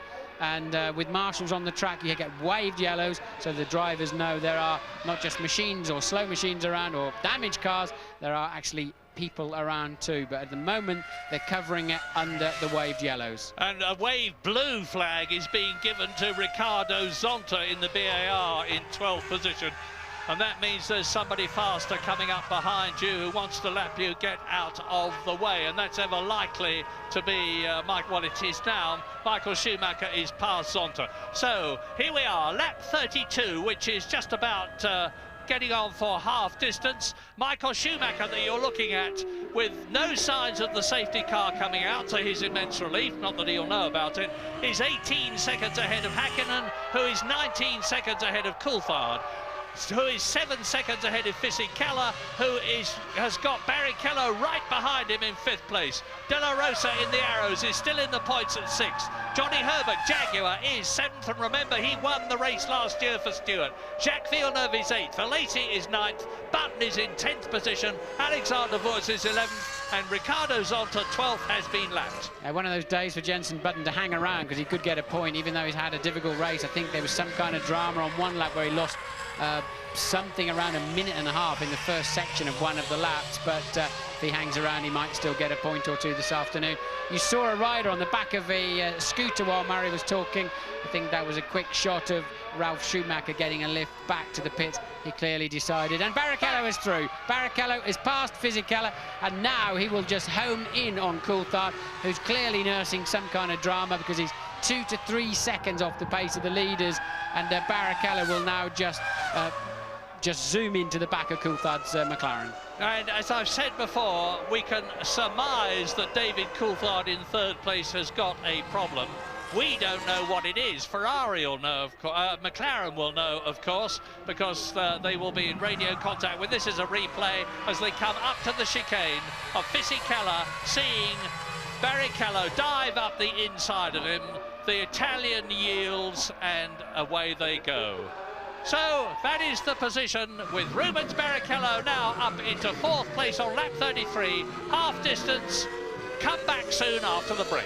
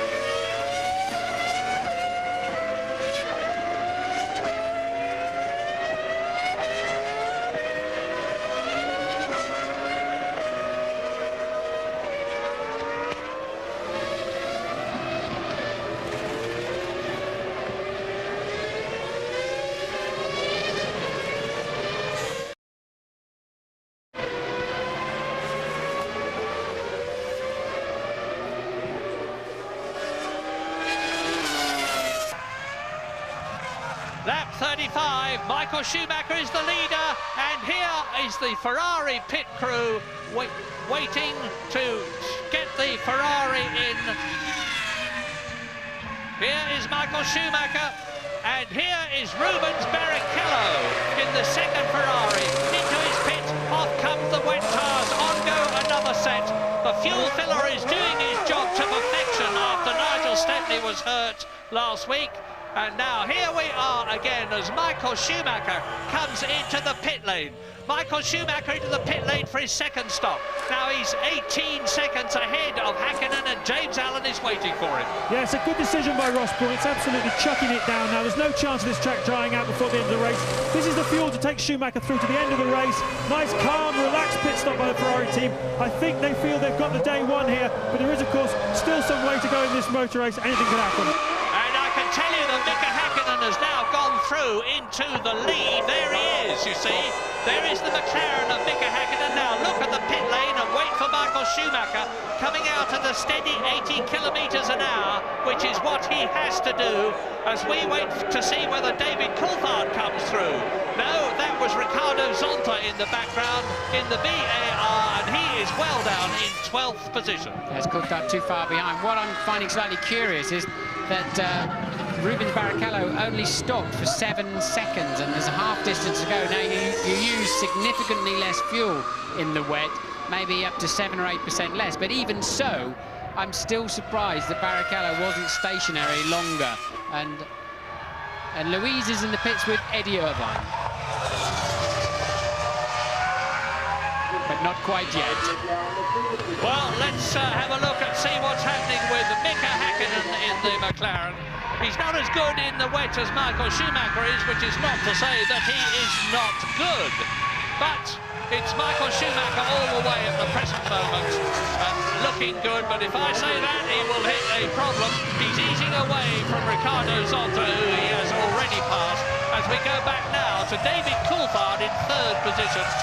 But he's about 40 seconds behind Michael Schumacher, or was before the German came in for his second pit stop. So Schumacher has stopped twice. He's the only one of the top men who's stopped twice, apart from Rubens Barrichello. So both the Ferraris have stopped and are going through to the end of the race without a further planned stop. Strange as it may seem, your biggest enemy on an afternoon like this is not the drivers in the other cars. It's those white painted lines that delineate either side of the racetrack. Put a wheel on those as you go into or leave a corner, and you'll be facing the wrong way sooner than you dare imagine. Well, now it's up to Michael Schumacher to really go for it, because Hakkinen is leading the race by about 20 seconds as a result of the fact that Schumacher has stopped a second time and that Hakkinen has not. We don't know what the respective fuel loads at the start of the race were for Schumacher's Ferrari and Hakkinen's McLaren, all that matter for David Coulthard's McLaren that we're looking at now. But Fisichella is in 4th position behind David Coulthard in your picture at the present moment. Pedro de la Rosa is 5th. Rubens Barrichello, as a result of his stop, is down to 6th position, but is again catching the arrows very rapidly indeed. Johnny Herbert hovering just outside the points in the Jaguar. It would be poetic justice if Herbert is the first man to score a World Championship point for Jaguar, as he was the first, indeed the only man, to score a World Championship win for the Stewart team, which has metamorphosised itself into Jaguar. Jacques Villeneuve is 8th. Jenson Button is now in the top 10 and 9th position. Alexander Wurz is in 10th position. There are 15 drivers still left out of the 21 who started, because remember, Nick Heidfeld, the German in his home country, driving for Prost, was not able to start because his car was found to be 2 kilos underweight at the end of qualifying, an absolutely unintentional mistake. And we're now on lap 38. Now, David Coulthard is lapping marginally quicker at the present moment than Mika Hakkinen, his teammate, but Hakkinen is some 10 seconds ahead. I don't know what's happening with Michael Schumacher. He didn't pass a car on the last lap. He's still got Zonta behind him. That's the resultant damage of Verstappen's accident. We still haven't seen a replay as to how he managed to bin his car quite in that fashion. But as you say, Coulthard actually faster than Schumacher too at the moment. So since Michael changed to this set of tyres, he hasn't really had a blistering pace yet. No, it's strange, but when you change tyres, it can dramatically affect your performance. As I've said before, tyres are now the only handmade thing in the sense that humans construct them on a motor car, and they are laboriously built up ply by an operative, and as a result of that you can get marginal differences from one set of tyres to another, and marginal differences in the tyre can make more than marginal differences to the performance of the car on the track. Yes, and of course we know Michael took on 11.8 seconds worth of fuel to see him to the end of the race, but nonetheless it's not enough to justify this kind of lap time difference, although of course the extra mass in the car to turn it, accelerate it and slow it down in the wet conditions, it does have a more dramatic effect than in dry conditions. But sometimes, strangely enough, it can also settle the car down and make it handle and go better. Well, the conventional wisdom is that you need about 20-25 seconds lead to get into your garage, having slowed down, take on a new set of tyres and wheels and get out again still in the lead. And that's about what Mika Häkkinen has got now. Have McLaren got some fiendish master plan up their sleeves, which is going to enable Mika Häkkinen to win 2 races in succession? But the twice world champion last year and the year before, he's 25 seconds ahead on the previous lap. He's coming up to complete his 39th lap now, enter his 40th lap. And I remind you, 25 seconds to the nearest 1/10 was the lead he had over Michael Schumacher. Is that increasing or not as he closes up on Alexander Wurz in 10th position to lap the Benetton? So Häkkinen leads, Schumacher second, Coulthard third, Fisichella in the Benetton catching David Coulthard just as Mika Häkkinen is catching his teammate, Fisichella's teammate, Wurz, and Michael Schumacher has still, there he goes, over the line now, and the gap has increased. Mika Häkkinen is pulling away on his lighter fuel load from Michael Schumacher at about 1.5 seconds a lap. And he's got very nearly now the window that he needs to get in, change tyres and wheels and get out still in the lead. That's the Williams pit crew all ready to receive either Jenson Button or just checking whether, no, Ralf Schumacher is out of the race as a result of that coming together with Eddie Irvine. In fact, here are the retirements in the order of retirement as you watch 4th place Fisichella at his pit stop. Jarno Trulli and Heinz-Harald Frentzen both out very early. Now the arrows goes through of Pedro de la Rosa to take 4th position. Salo is out, Schumacher Ralf is out, Verstappen is out, Eddie Irvine is out. There is Fisichella joining the pits. Pedro de la Rosa has gone through. There he is in 4th position. So terrific drive by Pedro de la Rosa, and everybody in Arrows will be keeping their fingers crossed because they have yet to score a World Championship point this year. Well, to give Mika Häkkinen track position when he makes his necessary one more stop, I think he needs over half a minute. So you see the end of Jenson Button's second stop of the afternoon, and again full to the end of the race, of course. But I think Mika Häkkinen, whoops, Jenson, calm down a bit. I think Mika Häkkinen needs well over half a minute to make sure he's got track position on Michael Schumacher. And Michael Schumacher's just pegged the gap back a little bit. Hope Jenson's seen him coming, and he has. Yeah, and you probably noticed that as Jenson Button exited the pit lane, the fuel filler flap was still up. That is because the new electronic regulations require the fuel flap to be up and the tail light to be flashing until second gear has been engaged. Yes, and Mika Häkkinen is being held up, the race leader. Now he's let him through. That has cost Häkkinen quite a lot of very crucial time at this part of the race, where, as I said, he needs a window to make his pit stop and get out ahead of Michael Schumacher. He's had 2 very, very poor laps following Fisichella. Yeah, it's lost him at least a couple of seconds. The lead of Mika Häkkinen that you're looking at has come down from 27 seconds to about 25 seconds. It's going to be a very close run thing. Lap 41, 67 lap race. Häkkinen leads Schumacher. Coulthard is still third, being caught by De La Rosa, but only at the rate of about a tenth of a second a lap. Barrichello is still fifth, but he's right behind De La Rosa and will, I soon predict, be up into fourth place again. This is Wurz coming in from top 10 and Louise Good. So there is Alexander Wurz, 9th position when he came in. Jenson Button, I think, may well get that 9th position back. He was ahead of Wurz before he came into the pits. And Johnny Herbert in 7th position, in 8th position, because Villeneuve's got ahead of him, is about to be lapped by the Flying Finn, as he calls himself, Mika Häkkinen. And news from Louise Goodman, who's with Eddie Irvine. Yes, I am now. Thankfully, this rain getting into my electrics as well as everything else.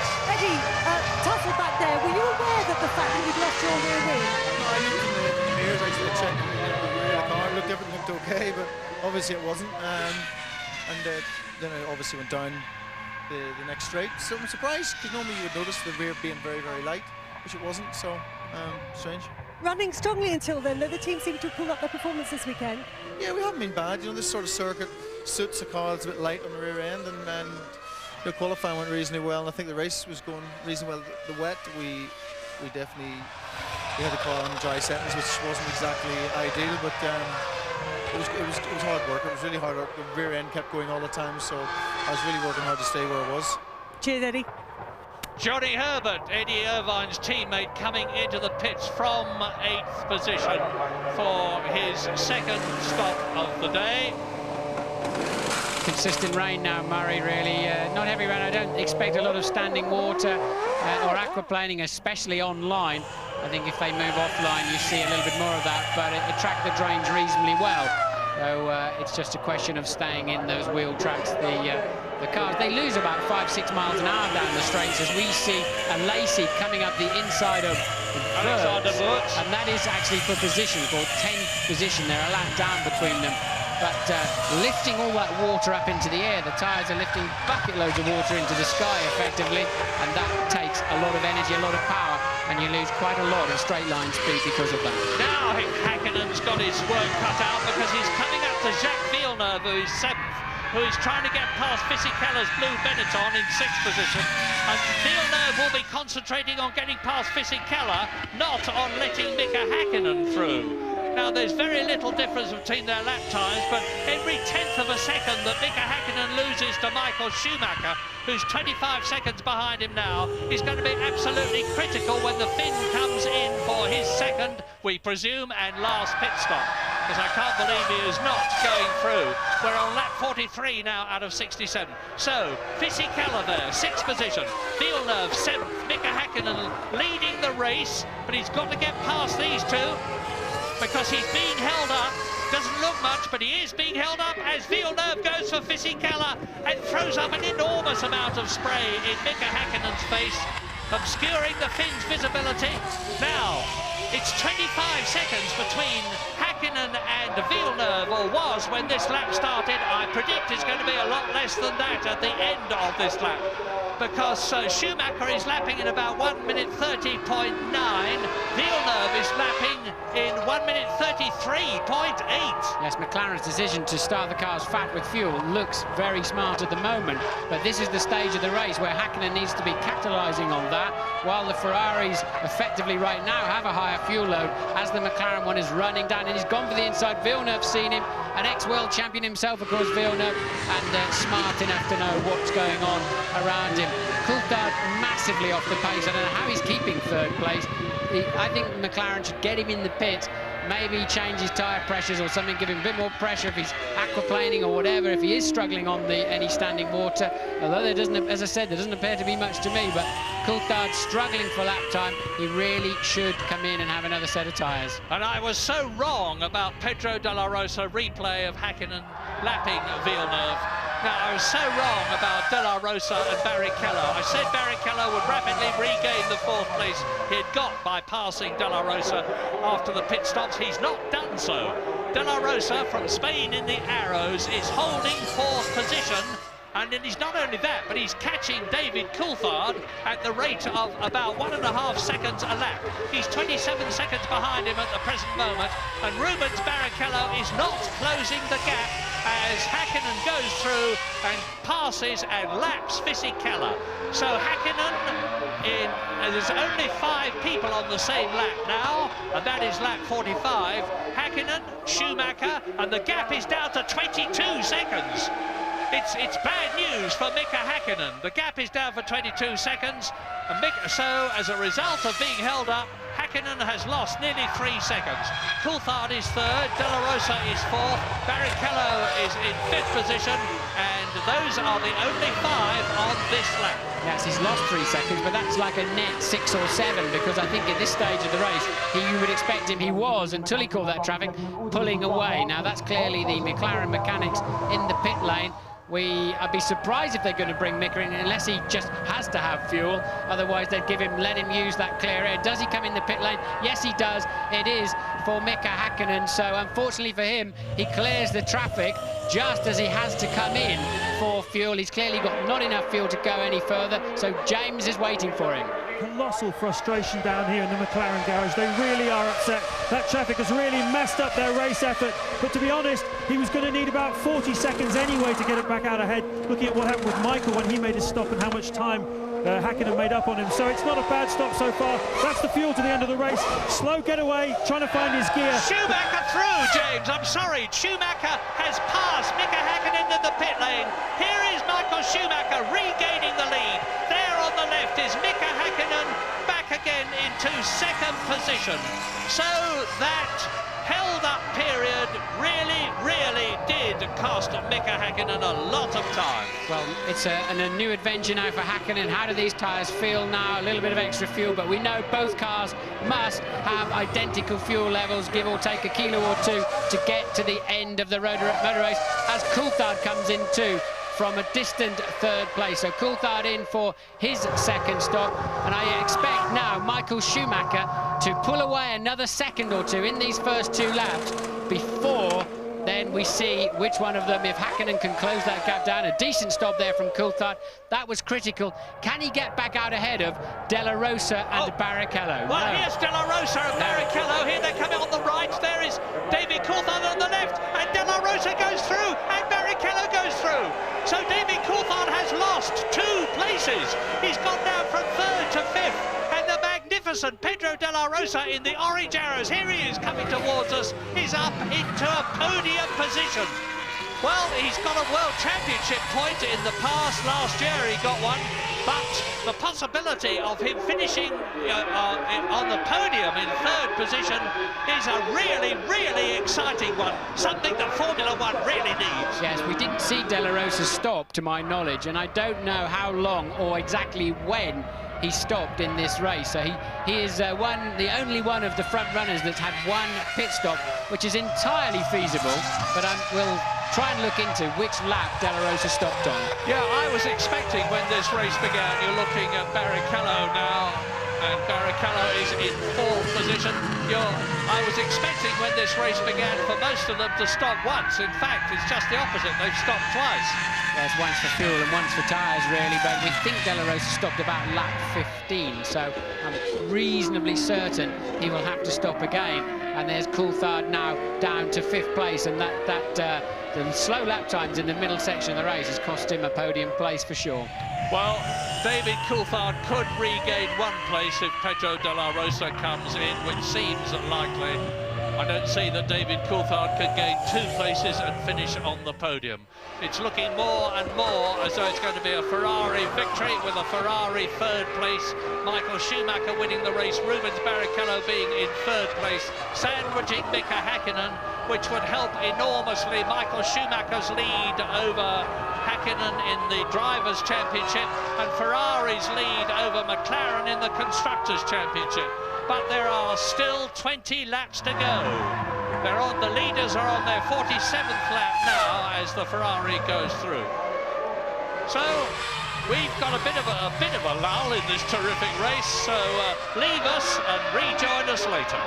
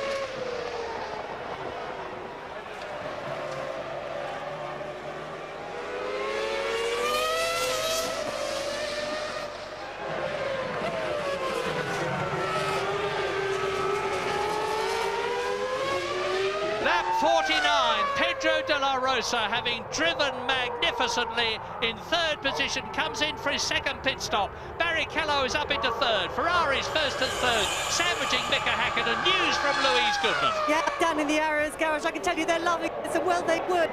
De La Rosa running a very strong fourth. When you bear in mind that his car is fully set up for the dry condition, it really puts into perspective the guy's doing a great job. They've been constantly monitoring the weather. It did carry on raining right till the end of the race, but he's in five De La Rosa through to the end of the race, and hopefully he's going to keep that fourth position.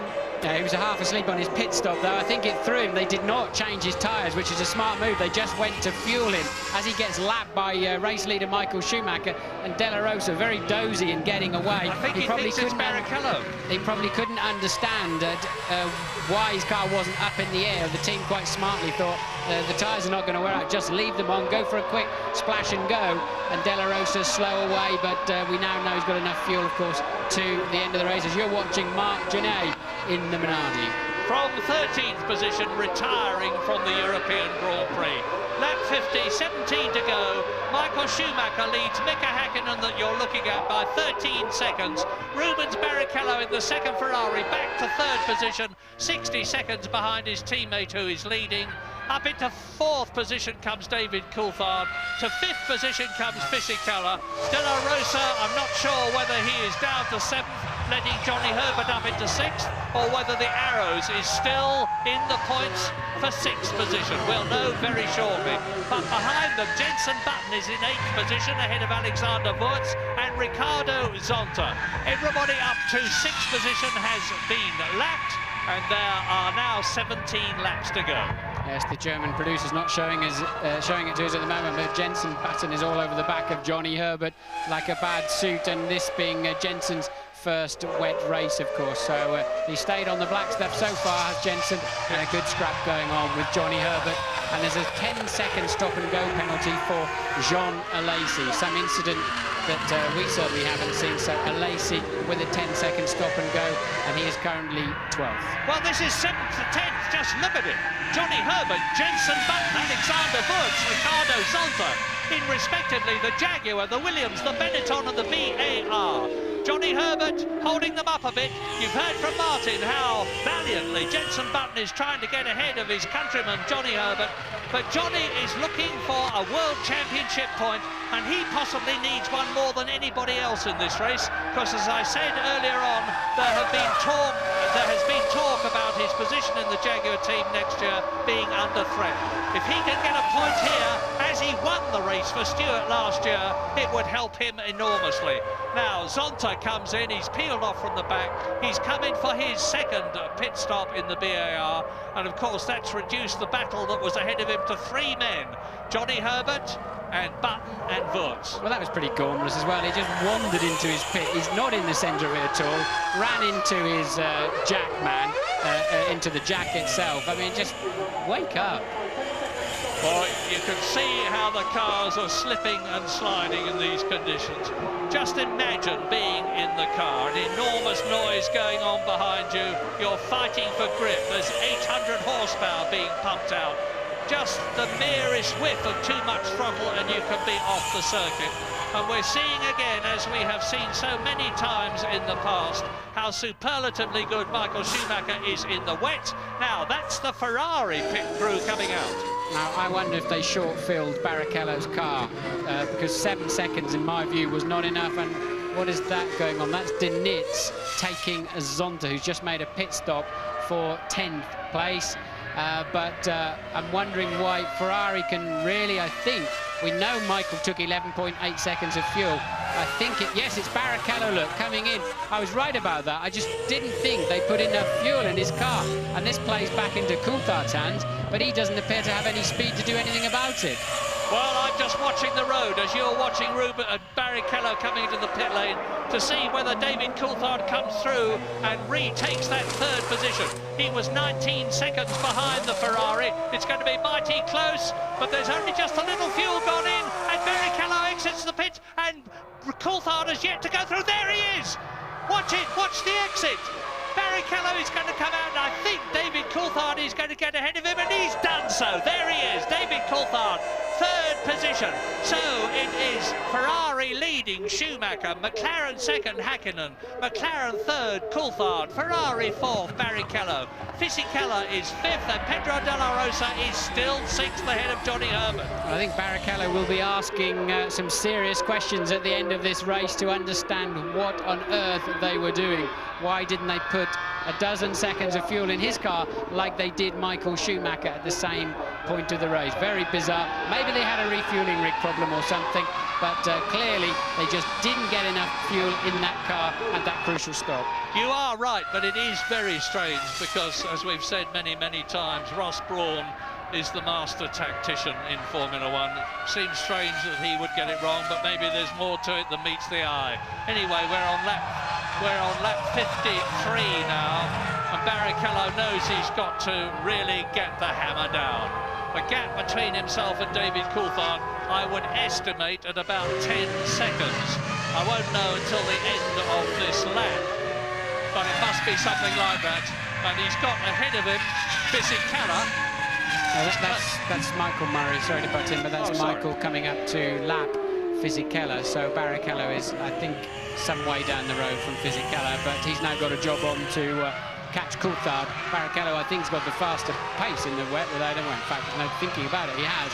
Can he get back at Coulthard in the remaining laps of this race? And has Coulthard got any kind of margin left in his pocket? Whatever problem he's carrying, he's got to find some more speed from somewhere. Well, Michael's lapping about 2 seconds faster than Fisichella. We'll see, hopefully, how he copes with him. And we see David Coulthard now looking good for that 3rd position, which would give McLaren 10 World Championship points in the Constructors' Championship if he stays where he is. So that's Coulthard's board then. Look, P3, 14 laps to go, plus 8.4, and they've read that off the same computer that we give you the information from as they've checked it out at the first sector on the lap that they're on. So it's the earliest piece of information you're going to get, and they're already getting that on the board for, and this is Häkkinen now, coming up to lap De La Rosa. Yeah, who is in 6th position, and off goes Zonta, the other BAR. down there in the gravel strip, and he's beached it. The rear wheel's spinning, they're off the gravel, so he won't get any purchase. I hope the safety car will not come out because he's judged to be in an unsafe position, but it's going to be mighty difficult to remove him unless they've got a crane truck that can lift him off, because they can't tow him out backwards. They certainly can't tow him out forwards because they would be on the tarmac. Here's a replay of what happened to Ricardo Zonta. He would have snatched the front brake on the way in, run wide, and tried to power his way back onto the racetrack and beached it on the curb. Again, look, very, very tricky position. The drivers must respect the double waved yellows. They must slow down, but they don't always, especially in the closing stages of a Grand Prix. How much do you slow down? How much is a little bit slower? That's the problem. And it's so easy for another car to snatch a brake and go in there, and that must be physical. Verts taking a shortcut that won't pay off. And trying to catch Jensen, trying to get past Jensen Button and failing to do so. Now, a word about Button. We know that he's under pressure, just as Johnny Herbert is, because Frank Williams, to a lot of people's surprise, doesn't seem to be as enthusiastic about Button as we thought he might be. But Jensen, again, is in a first. It's his first wet Formula 1 race. And although he started well down, Hakkinen, hand out, what's that mean? That's Mika's very clever way of saying, look, I really am slowing down. I'm extra slowing down. Look, I've even only got one hand on the steering wheel. Quite a smart move there from Mika. He has respected the flags. He does, like all the drivers, he does respect the job that the marshals do. They risk their lives for our safety, but he's making sure that the FIA, that the people who control the race see it without question. Yeah, good thinking, and he was doing it, of course, because he had seen Zonta's car in the gravel. As we watch the Ferrari of Rubens Barrichello, now we'll see whether he's catching David Coulthard. The gap was 8.5 seconds between Barrichello in 4th position and Coulthard in 3rd. But he is catching him, but not quickly. 8.3 seconds as we leave the Nürburgring. That's just a quick replay there of Hakkinen just demonstrating to... He's not really talking to the marshals on the corner, he's talking to the stewards of the race who are watching this on TV. Now we'll go to the break, back very shortly.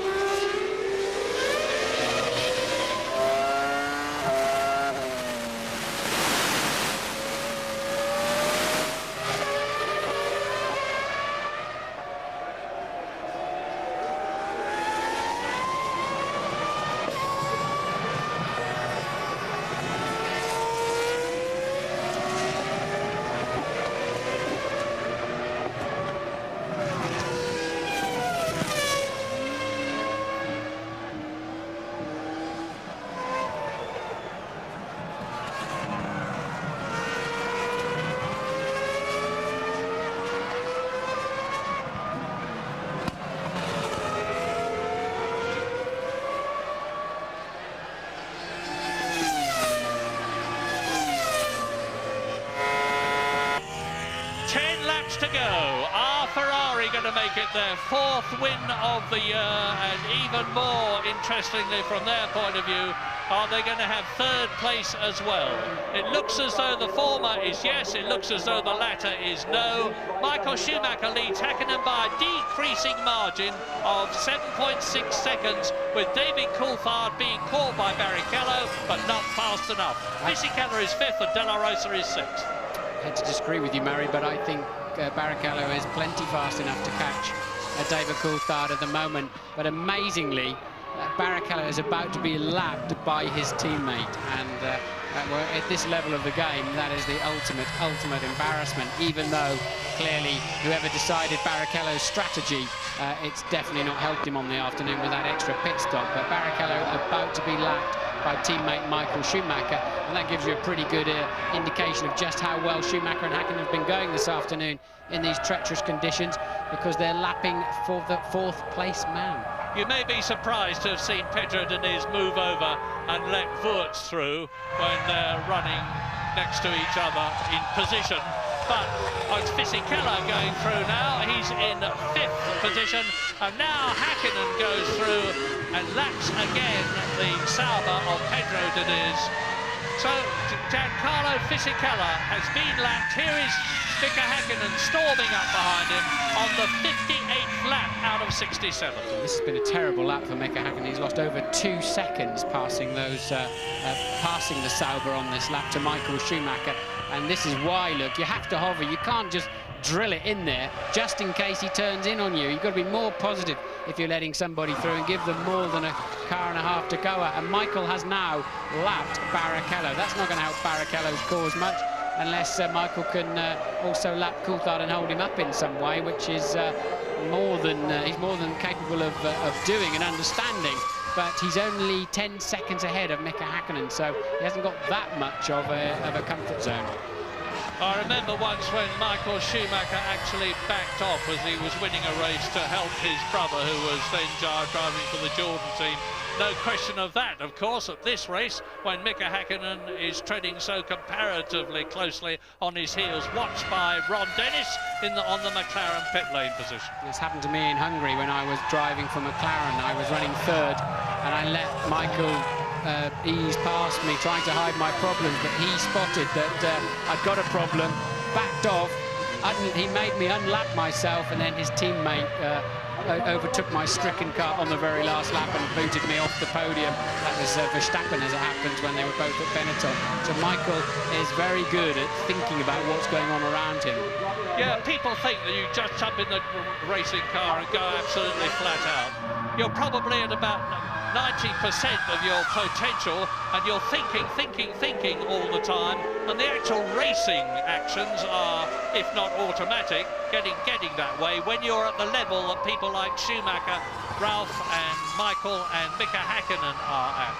So we're into the 60s now, lap 60 out of 67, and if this race concludes the way it is now, and Barrichello is continuing, as Martin's rightly pointed out, to close up on David Coulthard.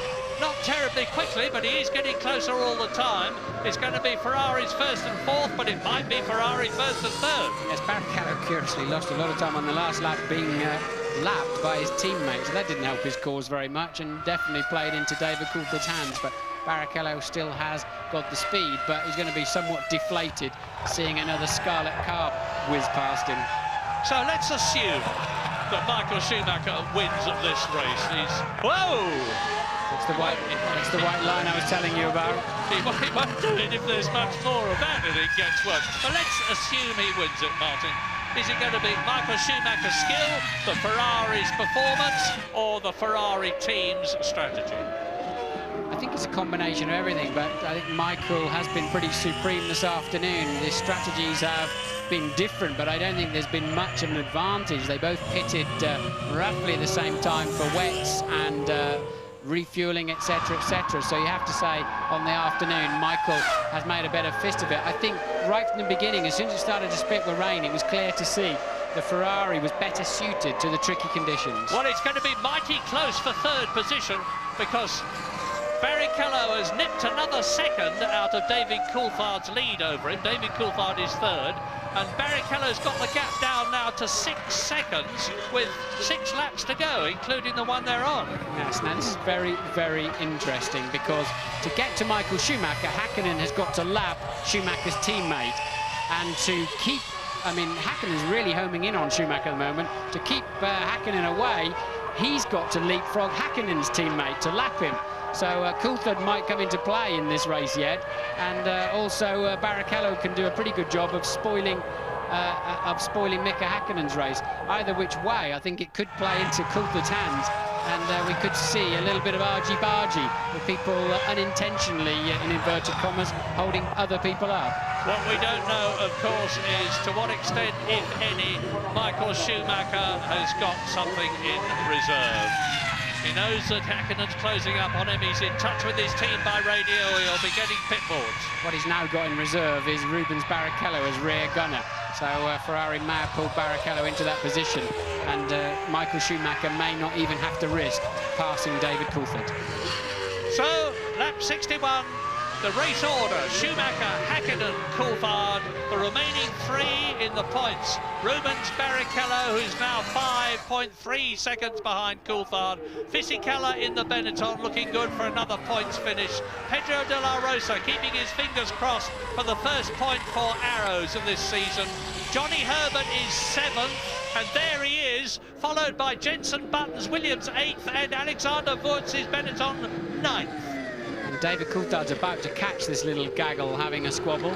So Coulthard now, who's still really under pressure, he's got Schumacher homing up behind him to lap him. Barrichello just behind that, now just 5.3 seconds adrift. How David Coulthard is in 3rd position this afternoon, I'll never know, with the whatever his problems are, whatever the reason, his lack of pace. But he's going to have to work hard to defend that. Look, Coulthard now has Michael Schumacher, the race leader, behind him.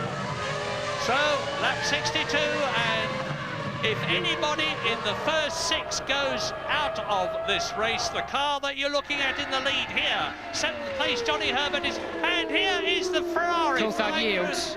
Coulthard had to yield, so blue flags are waving. Wave blue flags for car 2, it says on the computer. So he'd obviously passed at least 4 of them, and he had to yield, otherwise he'll be given a stop-go penalty. So, through to complete the lap goes Michael Schumacher. He's into his 63rd lap now as the Johnny Herbert Jaguar. Button, Williams, Wurtz, Benetton battle continues, being caught by Michael Schumacher to lap him. Yes, this is Coulthard yielding. He has to do that to let the race leader through. He has been lapped. Now Barrichello just 2.3 seconds behind 3rd place man Coulthard. Häkkinen just 5.9 behind race leader Michael Schumacher, but we know he's got to clear his own teammate and Michael's teammate to get to him. And Michael Schumacher passes Wurtz's Benetton, so he's passing these people, which Häkkinen behind him has then got to pass. So, lap 63, just 4 laps to go at the end of this one. Michael Schumacher keeping it on the field, on the tarmac, in spite of these appalling mist clouds in front of him, and Jenson Button now. Is he going to turn across? Yes, he does. Michael Schumacher backs off very sensibly, and Button sees them, holds the Ferrari back. This is, and look at Häkkinen. So, and Coulthard in the McLaren, it's mighty close, and there's only 4 laps to go, and there is just 2 people on the same lap at the present moment. Michael Schumacher and his Finnish rival Mika Häkkinen in 2nd place. And Jenson Button lost out badly there. He's lost a place to Wurtz, so he goes down into 9th. But look at Barrichello trying to get up the inside of Coulthard. They're both being held up by the scrap that's going on. A further lap. They're lapping. They're already a lap down themselves. The other people getting in the way are 2 laps down, but Coulthard got a reasonable run out of the corner. Where is Barrichello in that spray? Still behind him, look. Yeah, remember Spain. Remember the way that Rubens Barrichello nipped past the Schumacher brothers, but then he had Michael helping him by holding Ralph out, and there the Ferrari flying past. That's Michael Schumacher in the lead, flying past Johnny Herbert to lap the Jaguar in 7th position. So, keep this order in your mind. Schumacher leading, Häkkinen 2nd, Coulthard 3rd, Rubens Barrichello right behind him. Fisichella is 5th, Herbert is 7th, and they're virtually together on the track itself. Even the camera can't see hardly now, look, so I can't imagine, the visors do get penetrated with water.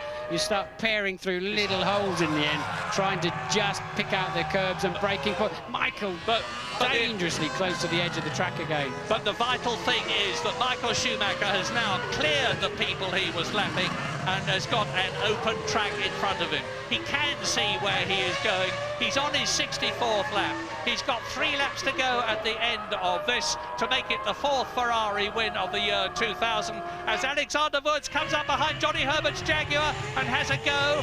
Wurz trying to improve his reputation this year. Yes, and Coulthard slow out of the Vidal. They're going to touch surely. Oh, off they go. That's tragic for Johnny Herbert, but he's kept it on the island. Brilliant. Now has he got the engine running? But that's cost Wurz his place.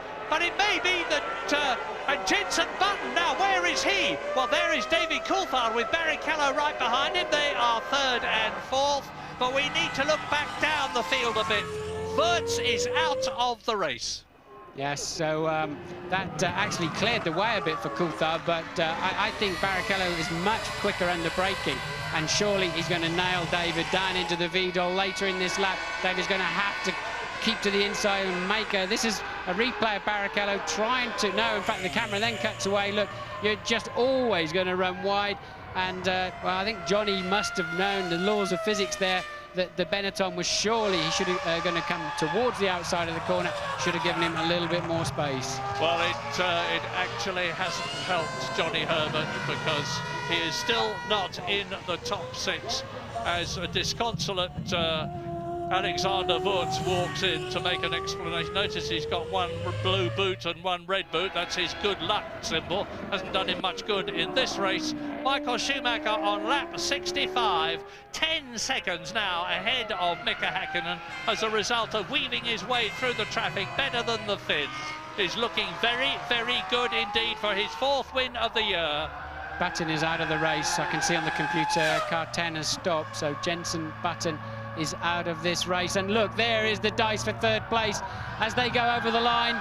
So Barrichello can't find a way through the spray. He didn't find a way up the inside into Vidal, and Coulthard has to somehow hang on for 1 more lap. Crucial for David, while he's struggling with his injuries or whatever he's got to carry, he needs to maximise his points in this race. He cannot afford to yield that place to Rubens Barrichello. Well, David's had a first. He's had 3 thirds, one of which was disallowed. He's had a 3rd. He's driven magnificently this season. He's 3rd in the World Championship. If he can stay ahead of Rubens Barrichello on this final lap, it's going to help him.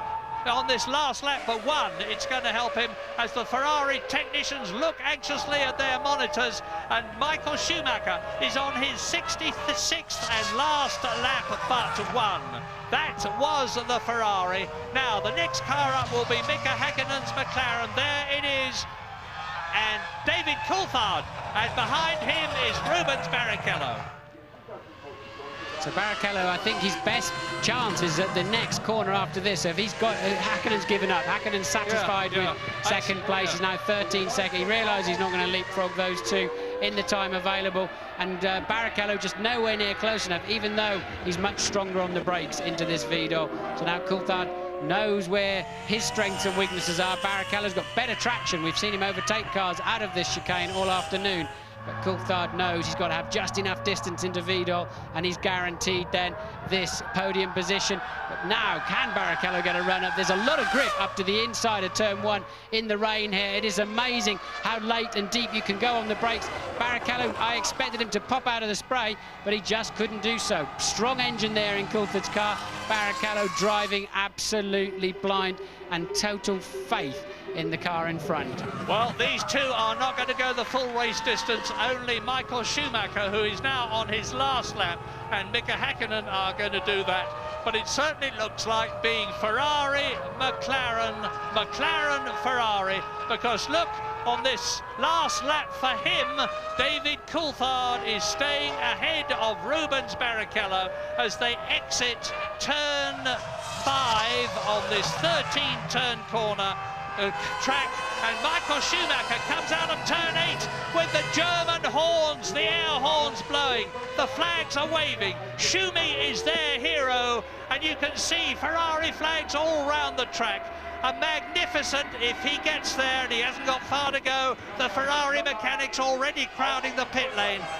And Michael Schumacher is coming in to win his 4th race of the year to extend his World Championship lead over Mika Häkkinen by a further 4 points, from 14 points to 18 points.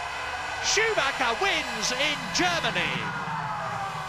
And Coulthard, I think, is going to maintain the 3rd. He took a 2nd somewhere out of Barrichello, and there's Coulthard 3rd, Barrichello 4th, and curiously 2nd place man coming over the line now, nearly a lap ahead. So Häkkinen, a slightly disconsolate cruise over the line. Great drive from Michael Schumacher.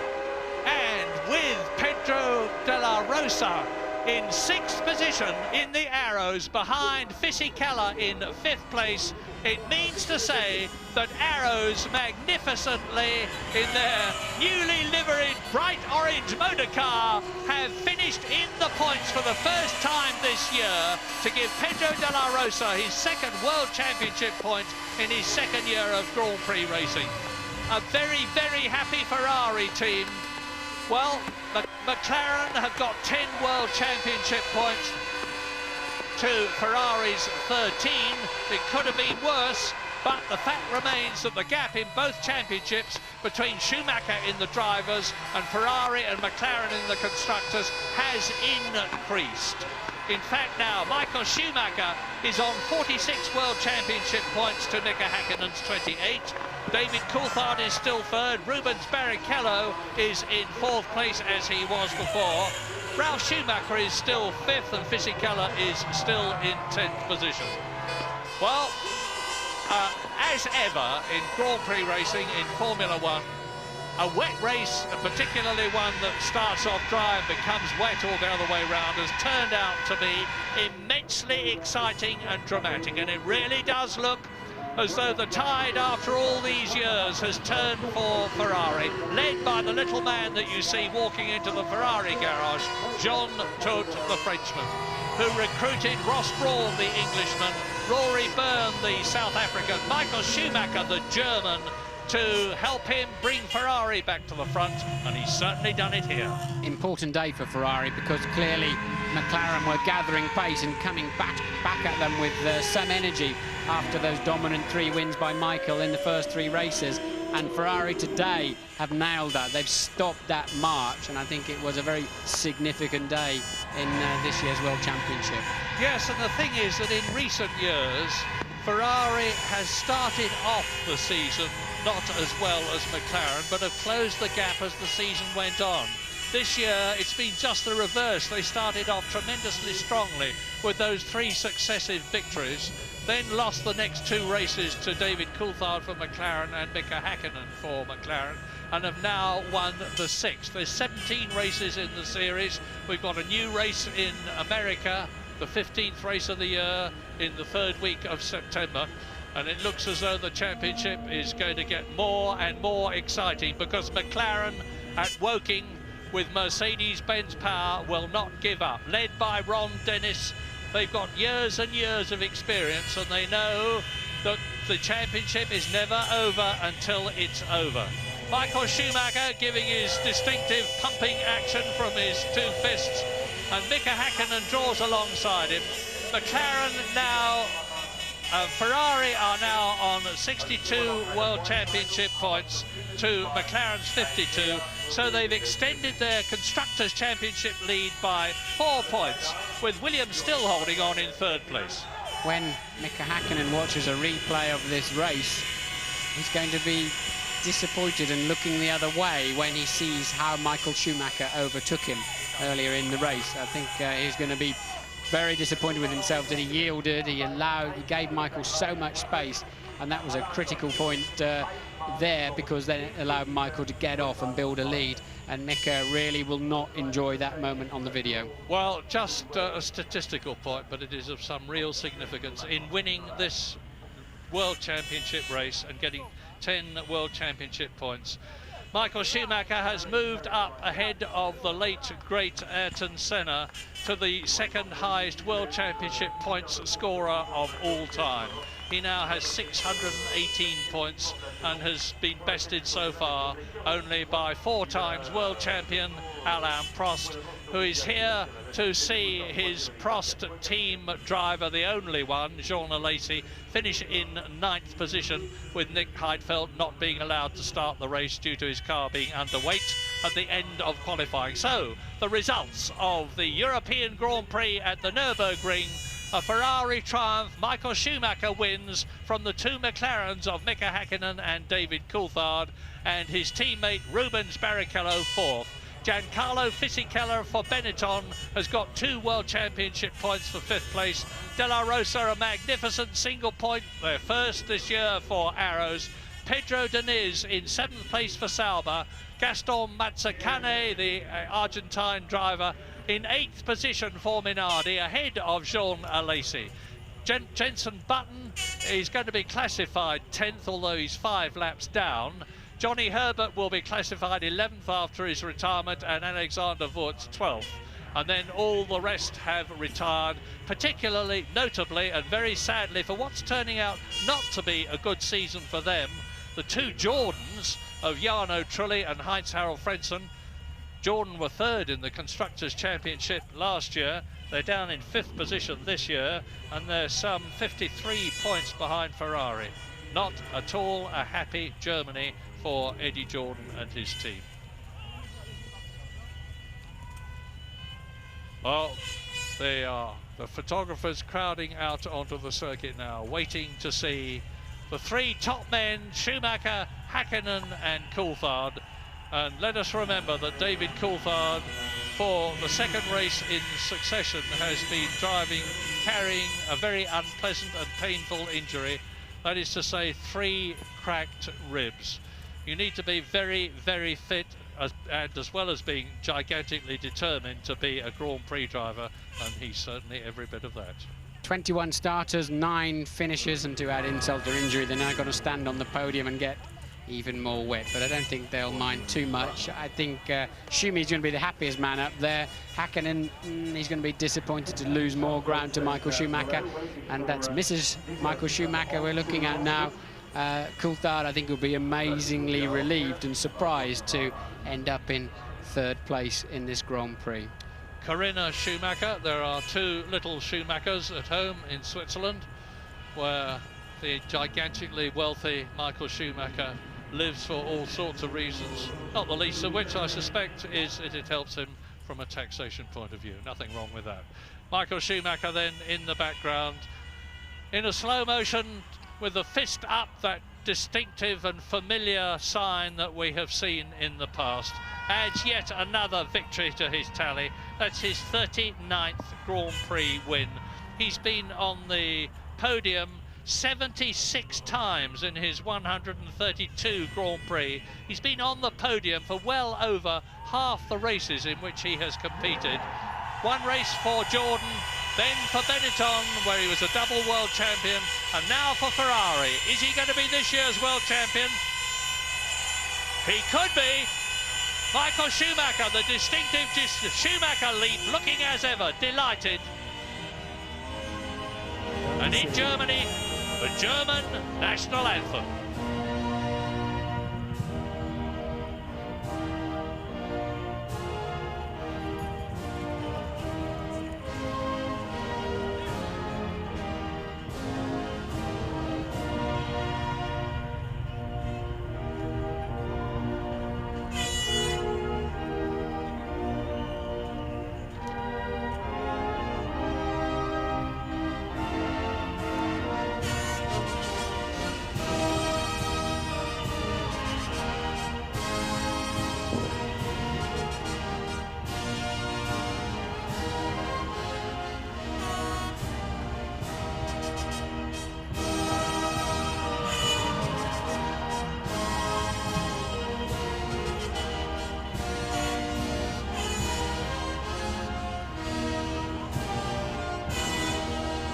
A German driver won the race, an Italian car won the race. Ferrari, Italy.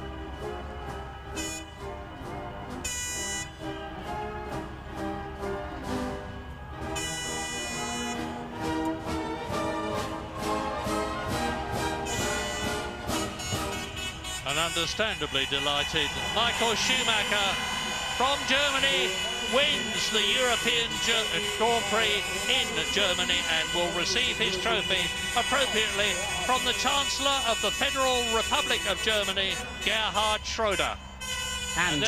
And Mr. Romano Prodi, which is interesting. Obviously a bit of a healing of the ways between Formula One and the European Commission, but Michael Schumacher, I think, more delighted on the podium than I've ever seen him before. With very good reason too, because he feels that this is his year again after working so hard for Ferrari since 1996, and that's Michael Schumacher's engineer rightly receiving the Constructors' Trophy. David Coulthard looking as though he's in a bit... Mika Häkkinen lifting his trophy, and David Coulthard looking a bit wan, and well, understandably, as he contains his chest. Must be very painful indeed. So, a great European Grand Prix.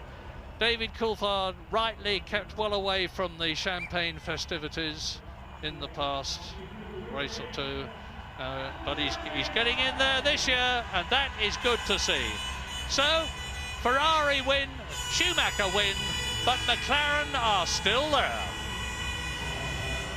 Thanks, Murray. Thanks to Martin Brundle as well. Well, we told you so. What a compelling race. 4 out of 6 now for Michael Schumacher. His army, over 100,000 of them, will leave the Nürburgring very cold, absolutely soaking, but glowing inside. We will be right back.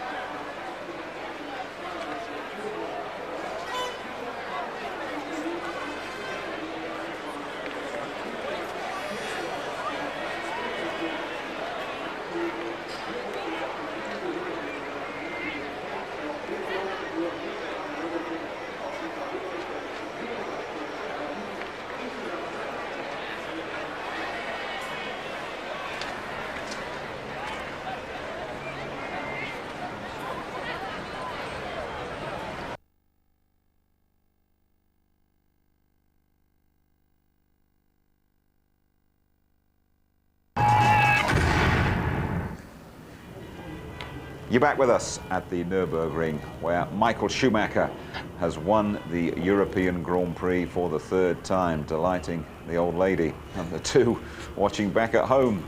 Tony Jardine, I would think, as well, the 2 little ones that Murray was talking about. Well, it's the brilliance of the guy. You know, the best racing drivers in the world. We've just watched them put on a superb driving display. Michael Schumacher, the Regenmeister, he proves it yet again. Can't emphasize how difficult the conditions have been here today. That is a skating rink, that is an ice rink out there. Just look how wet and slippery and dank and miserable it is. And you know, you're looking at slow-mo pictures now. Mika Häkkinen, he's not the best in the rain. Everyone knows Michael Schumacher is, but this guy did a brilliant job today as well. He started with heavier fuel, he hung on in there, and he's got 2nd place for all his efforts.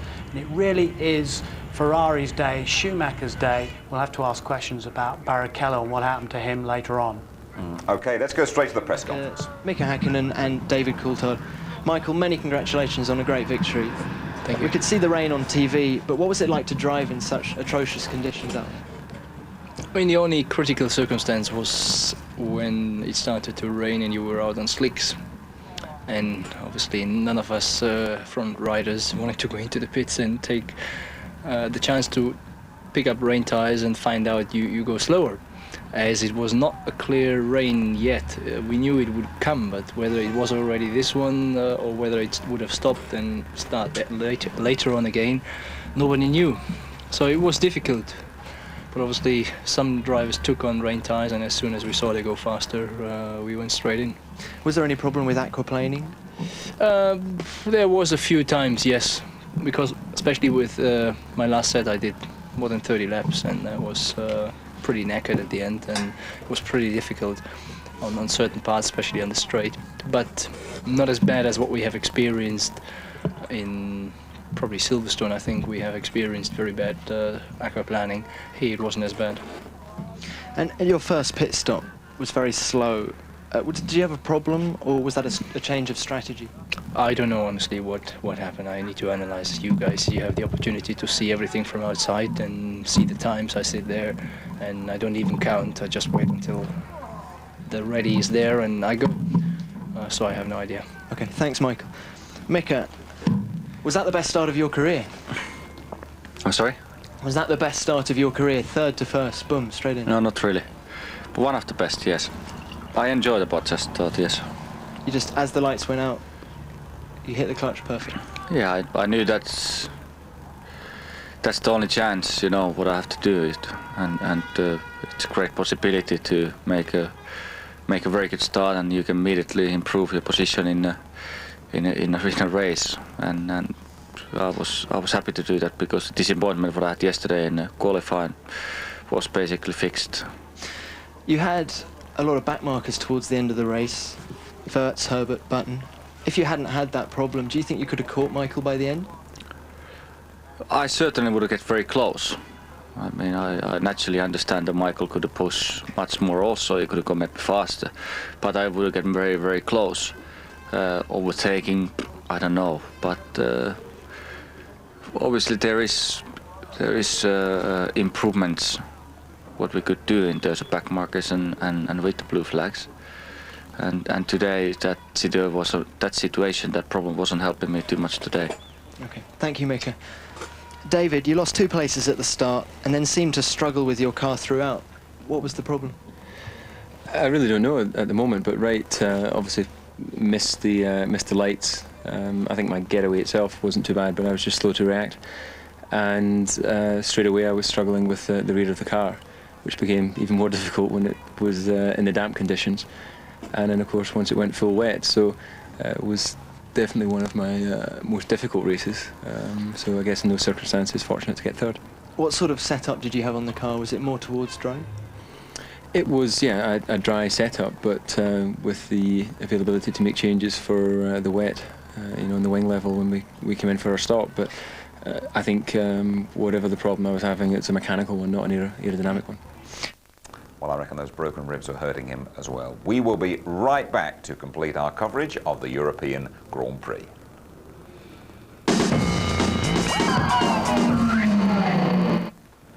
And you're back with us at the Nürburgring. Tony, we've spoken about Michael Schumacher. A word about David Coulthard. He's held his hand up for a poor start, but surely he drove a lot of this race in pain. Well, I think so. I mean, I broke 3 ribs playing rugby and I still all fused together, and then tried to drive a rally car about 5 weeks later, and it's tremendously painful. It takes a long, long time to recover. This guy, Coulthard, trying to hold off Rubens Barrichello for a podium place here, having to work overtime. He said then in the conference, the rear end getting away from him, one of his hardest races. Look at the pressure that he's literally soaking up, never mind the rain that's floating around in the cockpit there as well. We all thought that he was going to lose that place. That is a very, very brave effort and fantastic driving from both of them, in fact, but David Coulthard third. Absolutely. Let's have a word, shall we, with Rubens Barrichello, lapped, of course, by his teammate Michael Schumacher. Here he is with James. Painful then, after all that, to have seen Michael come through to lap you. You must have thought, why me? Yeah, because we had the same pace. We had I had a problem on downshift, but apart from that, I mean, he was behind me, and I reckon he was doing the same lap times. I had to let him by because of the blue flags, which is quite right, and the team ordered me to let him by. After that, I was behind him and I couldn't see anything, so I lost time again. So it was a shame today, but you know, we have what we deserve, and I think my time will come. Good old day for Ferrari, though, wasn't it? Not so good again for Jaguar. Irvine taken out, and then Herbert, well, coming off second best against Alexander Wurz, it seemed to me. Yeah, Herbert winning here last year when he was cloud watching, but this gaggle of cars behind them, up behind them is coming David Coulthard, Rubens Barrichello, Häkkinen's closing in. They've already let Schumacher through, but Wurz diving on the inside there, we shouldn't really have done that, in my opinion, and his career is under the microscope. Herbert, perhaps his last year, he admitted this, maybe he said, I need to get some really good results, and unfortunately that being ruined for him today as the pair of them gyrate off. We thought Herbert might have got out of jail there and got it going again, but he didn't. He stopped and Wurz was out on the spot. Right, let's have a look at the standings, how it all shakes down after the European Grand Prix race. 6, Schumacher is now open up that gap again to 18 points. David Coulthard 4 points adrift of Mika Häkkinen, and then Barrichello. Ralf Schumacher didn't score today, and Fisichella on 10 points. And Ferrari 10 points clear of McLaren at the top. Big gap then to Williams and Benetton, and Jordan, who had such a poor day today, just ahead of BAR Honda. Right then, next Wednesday night on this channel, it is the climax of a season's endeavour in the UEFA Champions League. These goals shattered the... For the highlights tonight, just before midnight, and that programme, as always, repeated ITV2, 7 o'clock tomorrow night. What a contrast for us in a couple of weeks' time from the soaking chilly hills of Germany. We go to Monte Carlo for the compelling Monaco Grand Prix, qualifying live on the Saturday, 11:30. The race, our build-up starting at 12:15, and highlights just before midnight. OK, Tony, sum it all up for us, could you, as always? Well, in that big battle between Ferrari and McLaren, obviously Ferrari brilliant here through the brilliance of Schumacher or whatever, but it's still only 18 points in it, Häkkinen just behind. Coming to Monte Carlo, if it's dry, we're going to see a continuing of this battle of the giants. And the 1-2 for Ferrari at Monte Carlo last year, I seem to remember. Yes, indeed, but I mean, McLaren are getting better and better. They've got the reliability factor now, so it's going to be quite level pegging. It's a long way to go. Good, Tony, thank you very much indeed. Michael Schumacher then frolics home in the rain. His World Championship hopes are very much afloat. Michael Schumacher is the Euro star beyond any question. Bye-bye.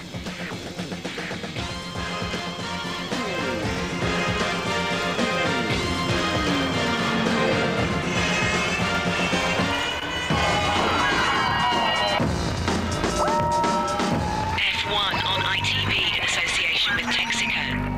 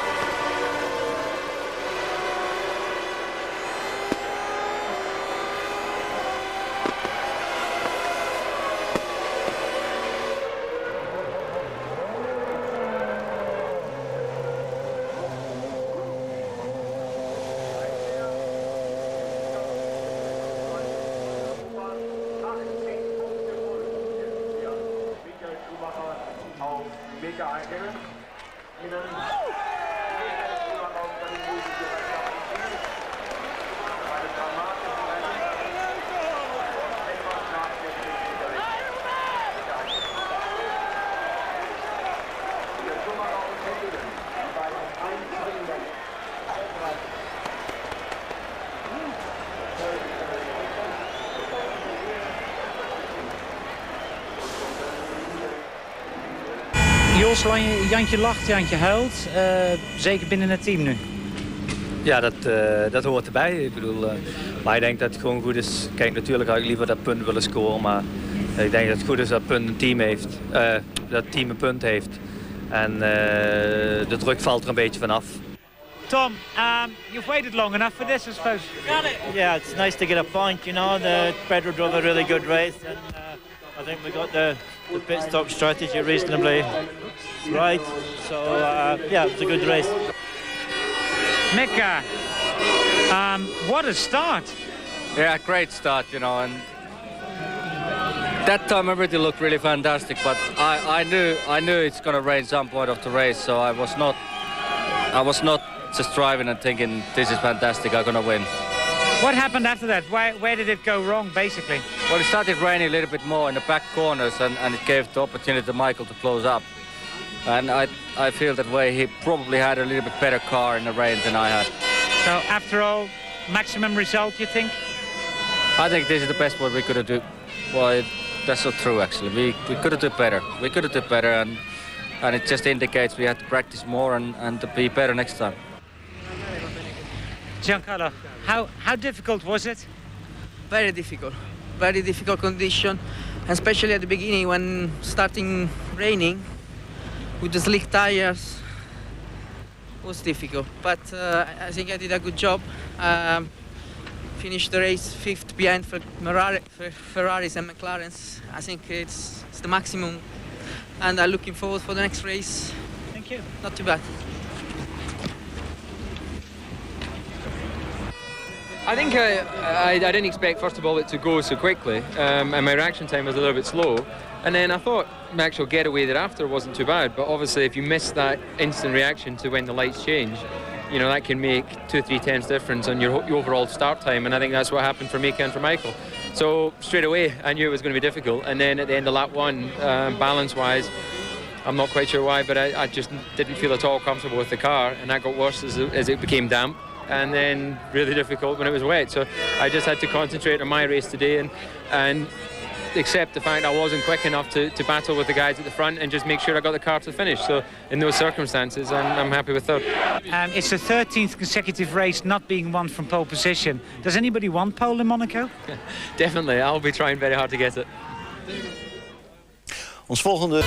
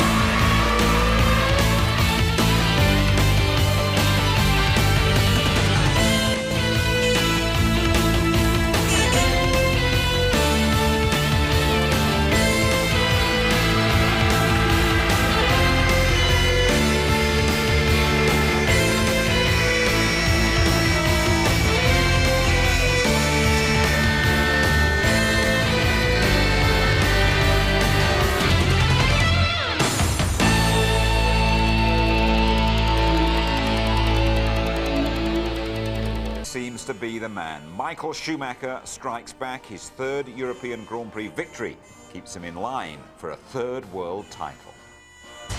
Michael, you seem very popular here. Did you do something special today, do you think? Oh, it looks like, yeah. I mean, I'm honestly not surprised I'm popular here. It was an incredible pass you put on Hakkinen. Tell us about it. It was nice. I don't have very often the opportunity. I was a little bit concerned because I had the harder tire, that in this condition, which was very slippery, I would lose ground, but actually I made up ground. Seemed to give you an awful lot of pleasure this win today. Tell us about it. Yeah, certainly did. Well, it started raining a little bit more in the back corners, and it gave the opportunity to Michael to close up. And I feel that way he probably had a little bit better car in the rain than I had. Tell me about the last few laps, your battle with Barrichello.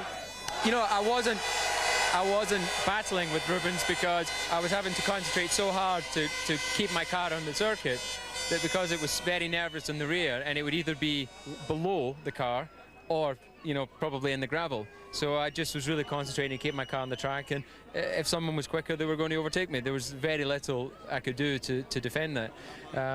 So I knew he was catching me, and obviously I saw him behind me at the end, but I just had to concentrate on my car.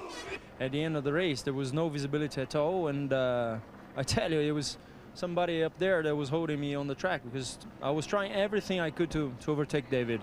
And unfortunately, I had no visibility, but I had a better car. I had, you know, better everything to overtake. But unfortunately, I didn't have the visibility. Well done, Pedro. Good day for the team. I'm very pleased, very happy for the Orange Arrows team. I think we deserved it. The team has worked so hard during the winter, and a lot of non-finishes at the beginning with, but now it's good for the guys. They've done a great job. If I was in clear air, I think I possibly could have done some good times. The car felt very good, and when I did have some clear air, I was able to catch people. But when you're 100 metres behind them, it's so difficult with the spray. Something I've got to get used to, and I've learned quite a lot in this race. I don't think I would have finished in the points anyway. I think I would have stayed 7th, and that's always the worst place to be. So in some ways, not finishing is just as bad as 7th anyway. So but it's frustrating. It was did a good choice of tyres, but as I said before, I needed 2 of those rainstorms to help me out. There we are then. It's an 18-point lead now for Michael Schumacher. Häkkinen's 4 points ahead of teammate Coulthard. Barrichello moving up to 16. The younger Schumacher unchanged. A couple of points, though, taking Fisichella into double figures. And in the constructors, Ferrari's leads up to 10 points. No improvement for Williams or Jordan, and their miserable day is compounded by being overtaken by Benetton. Right, let's have a word with Tony Jardine. First of all, pay tribute to the rain master, Michael Schumacher, once again. I'd put it on a level with some of the great drives by the greats like Ayrton Senna. You know, when he won his first race in Portugal in '84, I put it on a par with some of Schumacher's great drives, like at Monte Carlo in '97. You remember standing on that boat and getting soaked and watching him just master the conditions. And here you've had this rain, the mist, the gloom, and he's brought joy to 120,000 spectators, never mind the Ferrari fans around the world. And he obviously felt it was a very significant day for him, judging by the way he celebrated on that podium, Tony. Yeah, I know. I mean, you know, even an hour or so after the race, he was out there waving to his fans, and the klaxons have been going and so on. And just a tremendous performance. It means so much to him because he missed both German races last year due to breaking his leg at Silverstone. He's called it one of the best days of his life. Not so David Coulthard, though, left pretty dramatically at the start after kicking off on pole as well. Yeah, I mean, the start was tremendous, really, but it was 2 years since he'd had pole. And just look at the start, the rocket ship from Mika Häkkinen. He got the revs just right, the timing just right. He shocked both Michael Schumacher and David Coulthard, but Schumacher regains his confidence there to get into second place, and somehow Coulthard gets back into third. That was truly, he got punted off there by Fisichella. He got a rude bang up the rear of his car. That put him out. Look at it again. Incredible traction. Now the temperatures are so low, which is why some of the drivers, i.e. the McLaren guys, went on the super soft tyres to try and get some grip. And Häkkinen got grip off that line. We're all wondering when the Jaguar are going to get their first point, aren't we? And Eddie Irvine got tangled up with Ralf Schumacher and Jos Verstappen, and that was him done for. Well, he'd been dicing with Verstappen. He'd been ahead of him, and he was having another go for 6th place here. And there was a touch there with Verstappen. And as he gyrated, poor Ralf Schumacher was behind him, had nowhere to go, hit the back of the Jaguar. You see it again. But the wing has come off, not just Ralf Schumacher's car, but Eddie Irvine's Jaguar. He said the rear end was light anyway. Off he goes, out he goes as well. And that was unfortunate, but it showed you how treacherous the conditions were. There was a stop for Mika Häkkinen, lap 44, I think it was, and then we realised that, well, he was never going to catch Michael Schumacher. But again, it could have paid off because McLaren had a good strategy. They got the cars heavier with fuel for that first run. He'd stayed out longer. He'd gone into the lead, but he needed to build up more time than he got before that pit stop. Schumacher, you saw going past there again, back into the lead. Johnny Herbert running his 150th Grand Prix. Again, he seemed to be in line for a point, possibly for Jaguar, and then along came the big Austrian who wears different coloured boots, Alexander Wurz, Yeah. and put the boot in. Well, and there it is, and these are two men that are under the microscope to try and hold their positions if they can for next year. Here you see it again. I think the door was wide open, but there's only a certain line. You're going wide around there. Johnny Herbert looking for grip. He won here last year by watching the clouds, but Wurz just going where he shouldn't have gone. This was an absolutely compelling Grand Prix, wasn't it, Tony? Excitement right through to the end with David Coulthard in pain, but holding off Rubens Barrichello. Yeah, we've talked about it. You know, those of us that have broken ribs, it takes a long time for them to heal. He had a very light rear end of the car, but he was defending his position. He knew he had to hang on here for third place on that podium. In the meantime, Barrichello's thinking, I've got to get up on that podium because otherwise Ferrari are going to give me a lot of stick, but he didn't make it. You're not going to tell any of the 100,000 plus Germans here that this is not going to be Michael Schumacher's year, are you? No, I daren't, but it is not over yet. I mean, you know, there is still a long way to go. 18 points now between Häkkinen and Michael Schumacher, but things happen in Formula 1. We've seen it year after year after year. We've got to wait and see what happens at Monte Carlo next. Tony, thanks very much indeed. And here's your complete European Grand Prix rundown. Michael Schumacher, an ecstatic winner, carrying, by the way, a lucky hairbrush given to him by his young daughter. Häkkinen, a subdued runner-up. Coulthard third, driving through the pain barrier and struggling for balance. Still holding off Barrichello. Fisichella, a scorer for Benetton. High praise for the Spaniard De La Rosa, 6 for Arrows. 2 laps adrift. Deniz, Mazzacani and Alesi. Button classified 10th, 5 laps behind. Herbert and Wurz still classified 11th and 12th after that crash. Zonta spun off. Genet's electrics failed, as did Villeneuve's engine. Verstappen, Ralf Schumacher and Irvine all involved in that accident. Salo, another spinner. And the unlucky Jordans, Frenson's engine failing, Trulli pushed off in the first lap. Heidfeld, you'll remember, ruled out by that underweight Prost. Next, one of the great Grand Prix weekends of the year, the Monaco Grand Prix. Qualifying live on the Saturday at 11:30 in the morning. Our build-up to the race starting 12:15 on the Sunday. Highlights round about the same time, 11:45. Monaco, of course, the base for many of the Grand Prix drivers. There is no place like home. If you don't believe me, ask Michael Schumacher. Good night.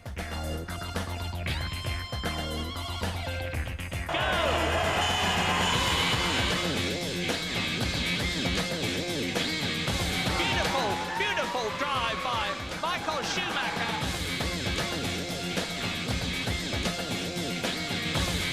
Whoa!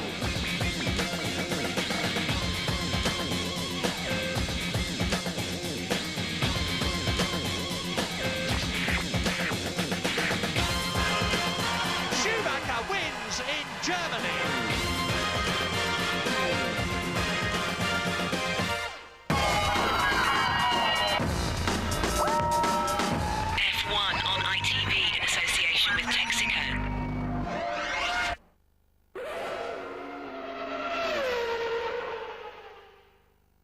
If you would like to know more about Formula One, the website address sponsored by Digital Island is www.itv-f1.com.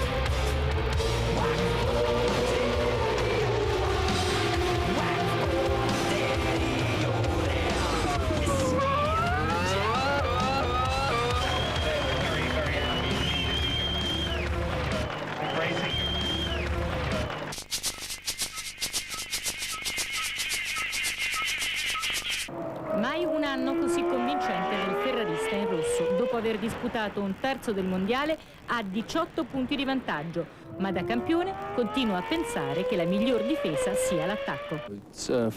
È presto per difendere, dice, bisogna ancora attaccare. Pista lenta questa, adatta alla preparazione della gara sul circuito del Principato di Monaco. La Ferrari deve testare sia componenti meccaniche che aerodinamiche, dunque alettoni ad alto carico, ammortizzatori, sospensioni. Lavoro intenso, ma Schumacher ieri si è preso una piccola pausa ed è volato con l'elicottero all'Olimpico per la partita del cuore. Coming to win us, they're coming to win us, they're coming to win us. The longer boats are coming to win us. Hold on to the shore. Schumi, ti sei divertito? Divertito? Bello? Sì. Molto bello. Senti, è una bella atmosfera? Sì, grande atmosfera, molto bene. Perez e Arafat in tribuna, sì. Emozionante? Molto emozionante, sì. Chi era il più bravo in campo? Tutti giocato, tanti giocato, bravo, Baggio e Mancini, una buona giorno. Platini ha detto che sei un buon giocatore, saresti stato un buon calciatore. Oggi una piccola problema per il mio piede dietro, ma how you say, enjoyment? Ti sei divertito molto? Esatto, divertito. Adesso a letto? Esatto, ciao. Domani si lavora? Ciao. Dopo il Nürburgring i due propulsori di ultima evoluzione sono stati smontati a Maranello e promossi, dunque confermati anche alle temperature estive di Montecarlo per il 7° Gran Premio della stagione i 10 cilindri Ferrari di ultima evoluzione. Commentando il 4° posto di Barrichello in Germania si mostra sorpreso Schumacher del disappunto del brasiliano e scuote la testa con severità. Non credo che fosse solo la strategia a creargli dei problemi. Allude forse a qualche incertezza del compagno di squadra nei doppiaggi e poi conclude: penso che debba essere più paziente. Yeah, he should be more patient. Domani uscirà dalle officine della Casa del Cavallino anche la 4ª monoposto. Per tradizione è sempre pronta per quella che viene definita la corsa dei musetti, dei muretti e dei muletti. Per collaudarla, al posto di Marc Genet, che ha provato il nuovo cambio di titanio sulla sua Minardi, in pista scenderà Luca Badoer, assieme a Schumacher, che continuerà lo sviluppo.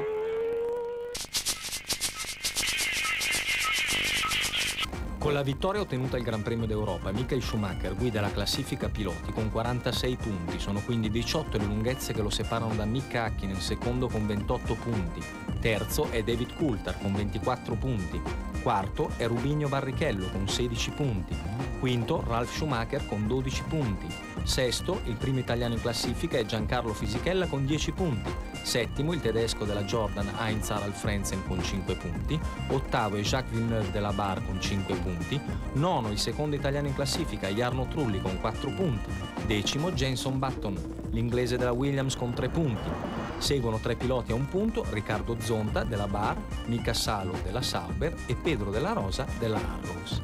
Nella classifica costruttori è più serrata la lotta tra Ferrari e McLaren, guida la rossa con 62 punti, seguono le Frecce d'Argento a 52 punti, terza è la Williams BMW con 15 punti, quarta la Benetton Supertech di Flavio Briatore 10 punti, quinta la Jordan Honda con 9 punti, sesta la Bar Honda con 6 punti, settima la Sauber con 1 punto, chiude la classifica all'8° posto la Arrows, new entry della settimana, con 1 punto. She